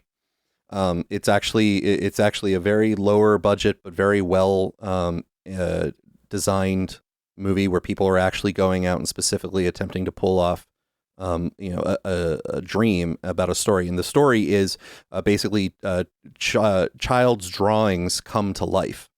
where these drawings are now wreaking havoc across a town. So like poorly drawn, like 5-year-old kids spider has come off the page and actually is causing like havoc throughout the town. That is done as a very nice lower budget passion project with incredible sort of visualizations that are all done based on passion. So if you're looking for something that is recent and inspiring like that those still do exist. No, that makes sense. Okay, so I have a question for you and Alex, and or everybody here, and tell me if this makes sense. Both Jordan Peterson and what's his name? He has a podcast called Chris Williamson. He has a podcast. They both yes, Modern Wisdom. They both have come out. I'm derailing this conversation. I'm sorry, guys. No, go ahead. Don't worry. They both came out informing they have severe chronic issues, inflammation, or neurological, physical health issues. And I just find that weird that two influencers, such as Jordan Peterson and Chris Williamson with Modern Wisdom, are, and both of them who are highly conscientious, both of them have a lot of resources that, and supposedly they fell victim to mold. And I forget what it is called, but they have I heard of Jordan Peterson just the other day. His daughter pushed a video that I saw yesterday saying that he was, suffering from some sort of, really devastating mold condition. I didn't hear about Chris Williamson. Alex, did you hear about Chris Williamson having a similar mold? No, I haven't. But yeah, two people falling victim to mold within the same, I don't know, few week period, when I've heard of, zero in a many week period, would be quite something. I don't know what that something with would respect be, to Jordan, it's hard to know. I know that he's had, I know that earlier on in his life he suffered from alcoholism, and I know that his daughter had, some sort of condition from birth. I don't know if he has a lot of medical conditions, genetically speaking, that he's makes him susceptible to things more than not. But I would say alcoholism issues. I had not heard he had that. alcoholism earlier in his life. Yeah, Because that's why he doesn't. Had that too. He if you've ever seen him on stage, he always has Perrier, and he has Perrier because he doesn't drink, because he has an I don't know if he calls himself an alcoholic publicly, but I know that he had problems with alcohol at some point. I see. But I think Williamson had problems with alcohol too, which is another strange coincidence, I guess. I don't know what to make of it at all. I guess we'll find out. By the way, is anybody following the Charlie Kirk rabbit holes at all? No. I know that you posted our mutual friend's investigation into it, where he's declared that it wasn't the person that they're pinning it on. There was a second shooter. Everybody keeps harping on about his conclusions. Like, seriously, just watch what he did. It was great. And you don't have to agree with his conclusions, but his analysis was really just what I wish we had for a lot of others. But anyway, no, I'm just I have to say I keep following along, and it's fascinating how the zeitgeist in that whole sphere tends to be evolving. But it's all you kind of expect that it will always be like magic bullet this and Patsy and second shooter that and whatever, right? That's kind of like almost to be expected, that it will be claimed for any particular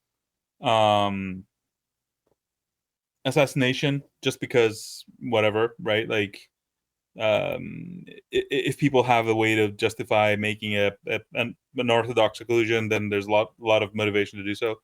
But for this one, I don't know. I'm just recently seeing new shadows that are friggin' weird. I don't know. We'll see. But if some of the stuff I'm hearing turns up true, it will be very it will be a very strange case for the government to bring the one that they're trying to bring. And you're talking about the Chris Martenson analysis, right? I wasn't. Gator mentioned that one. That's not what I'm talking about. Okay. Yeah, I was talking about. I saw you had retweeted it and said this was great. That's why I thought you were. It was great. It was great. Yes, I stand by that.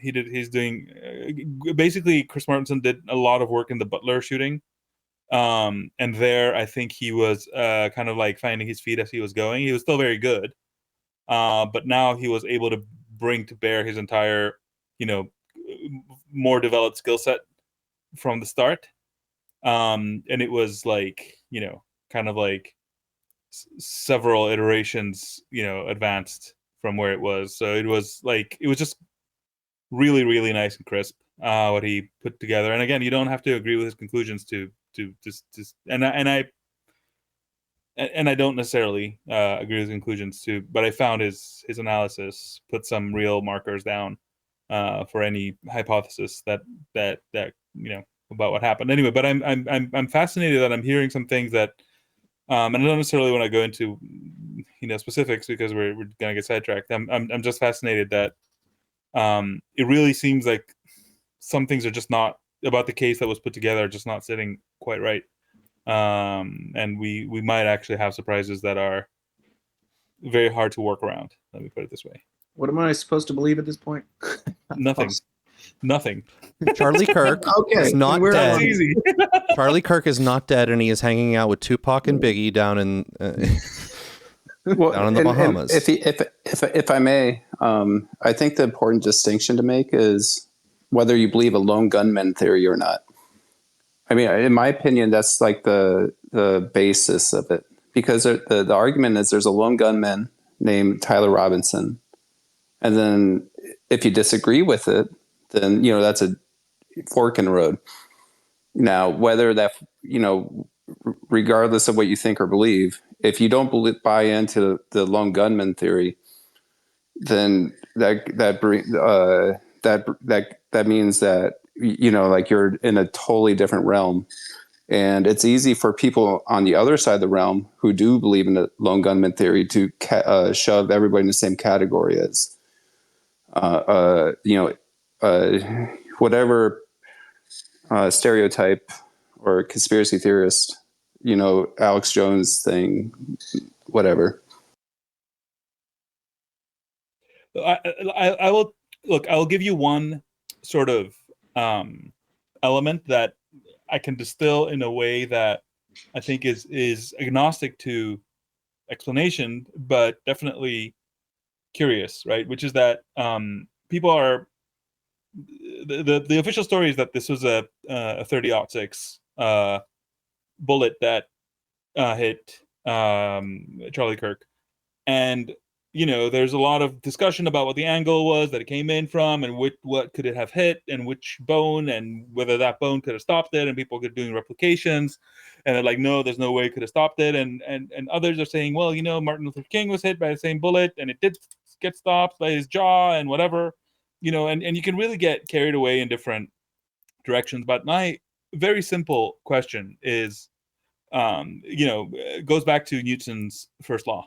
Right, or whatever. Is it Newton's first law? Action, reaction. Ow, whatever. that apple fucking hurt. What? Yes. That ow, that apple fucking hurt. No, it's action and reaction thing. Anyway, long story short, that bullet must have been carrying some knowable amount of energy, right? And if some people are saying, well, what if it was degraded? What if it had less gunpowder? Okay, well, you can actually probably figure that out by the sonic signature, how fast it was going. But to the degree that it had some knowable amount of energy, which was very high, right? Yes, it could have been stopped by a bone, but then that bone would have moved that energy to the body, and therefore the body would have moved very violently. So I'm not saying like it must have gone through. It definitely should have gone through if it was what they say it was. What I'm saying is, that energy should have gone somewhere, and it does not appear to have gone anywhere. I don't know if we know as much about bodies and necks as you think, Alex. I mean, Epstein was able to hang himself with some paper sheets, so. That's right. Right, Necks do all sorts of magical things. Can I make a comment? I actually have some experience with this stuff. Just as a heads, I've treated a AK-47 round that went into a head and basically square shot on the skull, turned left, ran the skull, and then exited out the side on the right. So, and all it did was gave the guy a massive concussion, and we had blood everywhere, but no penetration on the skull, no skull fracture. I also had another buddy who treated, there was a 9-year-old, there's a massive, 80-person gunfight, firefight that I think the farthest shot was maybe 50 yards. And she ate a 50 cal rifle to the head, the machine gun was shooting, and she ate a 50 in her head, and it didn't penetrate. So bullets are weird. That's what I'm saying. I don't want to get into whether it should have penetrated or not. What I'm saying is the energy of that round would have blown her back or something, right? It would have gone somewhere. That is, the incontrovertible part is that there is an amount of energy that it brought to the situation, and that energy must have gone somewhere. And if it didn't, if it went, if it kind of ricocheted in his body and whatever, I hear all that. And I'm saying if that happened, his body would have absorbed that energy and would have reacted, meaning it would have moved back, and it would move some direction, and it does not seem to be moving far. So that's what is giving me pause. It's I don't understand how. You add a bunch of energy to a system, and the system does not move very far, and the thing that's carrying the energy does not, exit. Maybe I'm completely confused, but I need to understand. There's some basic energetic physics that need to be consolidated here. Well, I solved it for you. F equals ma. So got it. And Alex and Gator, tell me if carrying on what you're saying, because Alex, you're obviously you're trying to focus on specifics, and I think the thing you have to look out for is people who are trying to muddy the waters or poison the well. And I think I've watched a lot of this stuff. I followed a lot of this stuff. Regardless of just for the last 5 years, and I just noticed that I feel like they're learning, and I use the word they. I know that's not very specific, and it's a red flag if you're trying to talk about whoever will be interested in subverting the news. I think the fact that there are authorities that want to control discourse is not that controversial. Right. It doesn't have to be one they. They don't have to have all they have to do is muddy the waters enough where a certain percentage of a population stops being interested, and they can move on to the next news cycle. Oh, this is why I'm narrowing it down the way I am, right? I'm not even going to the point where why wasn't there an exit wound? All I'm saying is we all agree that some energy came into the situation, and I would like to understand where it went. That's all. That's fair, Alex. I think I get the ricochet story. I do, but then if my understanding is correct, then his body would have been sort of displaced substantially to account for the energy. And I think there's two important distinctions to make. One important distinction to make is, are we talking about, does official narrative fit with what happened? And the second distinction, or the conversation to be had, is, okay, maybe that we don't agree on the official narrative, but we also don't know what actually happened either. Just because we don't agree what happened doesn't mean that we agree with the official narrative, because I think the default is for a lot of people oh, that's just, we can never figure it out. Therefore, I don't look. There's a lot of different ways to approach this, and I think we should probably wrap up because we're going long on this. I'll try to wrap up my side of this. But in my life, I've found that trying to answer the big questions directly fairly almost never works, right? I can't tell you if the official narrative is correct. Starting from that question, answering that question is very hard. Is the official narrative correct? Was there another shooter? Blah, blah, blah. These are like the questions I'd want to answer, but they're very hard for me to answer. But what I can do is take the minimum number of assumptions that are as broadly accepted as possible and try to see what their implications are, and if those are borne out in as narrow and like well-defined way as I can. And if not, then I know that there is some problem with the set of assumptions I'm bringing in, and that doesn't have to attach necessarily to, is the official story correct or whatever. I'm just saying, like, the story that he was hit with that kind of a bullet from that kind of a distance, it leaves me with a question that I need an answer to. That I'm not going to take the absolutist position that it definitely should have penetrated, and I've shot 1 million bullets and whatever. I'm not saying any of that. All I'm saying is, like, surely basic physics, energy in like has to be, action equals reaction. Like, where did that energy go?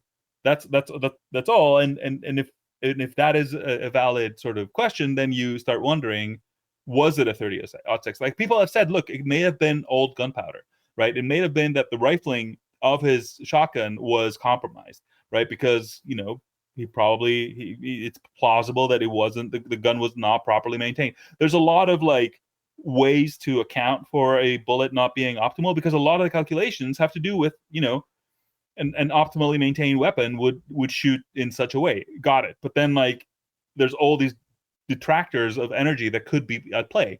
Fine, but we can, those are knowable things that we can actually like get answers to and know if the rifling was compromised, then they have the rifle, they can figure that out, right? If the bullet was weak, well, they have a bunch more weak bullets and they could tell us if it was weak. Like, if we see the autopsy, we'll there's a bunch of other things we could find out. Like, all of these things are go in certain directions that you could sort of try to figure out where to look for the answers to the questions. But I don't know. I'm just well, the thing I'm pointing out, I think it's always good to question our assumptions and make sure that we have a solid foundation. Like, for instance, this will be something we get into at the beginning of next week, because it's pretty explosive. But I have been under the impression that there was no way that January 6th would have wound up with an actual insurrection where some other people controlled the government other than the incoming administration, which was going to be Joe Biden. But I just learned today that the QAnon shaman says he's the rightful president and has sued Donald Trump for $40 trillion. So, we're learning things. That definitely changes things. That definitely. I mean, in a sense, you missed your opportunity, Gator. Hate to say it. I thought I understood how things would have worked in that scenario, but apparently the QAnon shaman says that he is the rightful president. So I didn't understand how those things functioned, and I owe like Sam Harris an apology since he is. You have to howl in the right point of the Capitol at the right time. Yes, and that makes you president. This has been a good one. I particularly found that second portion of the AI discussion rather successful, since we had so many people with similar overlapping experience to get really deep, while hopefully not getting too deep to alienate people who did not understand the bulk of the conversation. I thought that was very productive and very fruitful. So this has been a good episode of This Dumb Week, I think, overall. Alex, we are doing decently on the podcast version of this. I don't know exactly how much we are subtracting from our... Well, I don't know how much we're subtracting from our replays on Twitter and substituting for downloads on the podcast, but I think every week so far, we are increasing the podcast version of our audience. That's great, because I feel sorry for anybody who had to replay this thing on Twitter. That player is don't hunt. So I think we'll conclude this version, and hopefully the week is not so dumb that we're all dreading having to talk about it, but that it is just dumb enough to make sure that it is a lively and fun-filled episode next week. I wish you all a very dumb week. Alex, Thank you for coming again. This has been great. Gator, thank you very much. Thanks, everybody.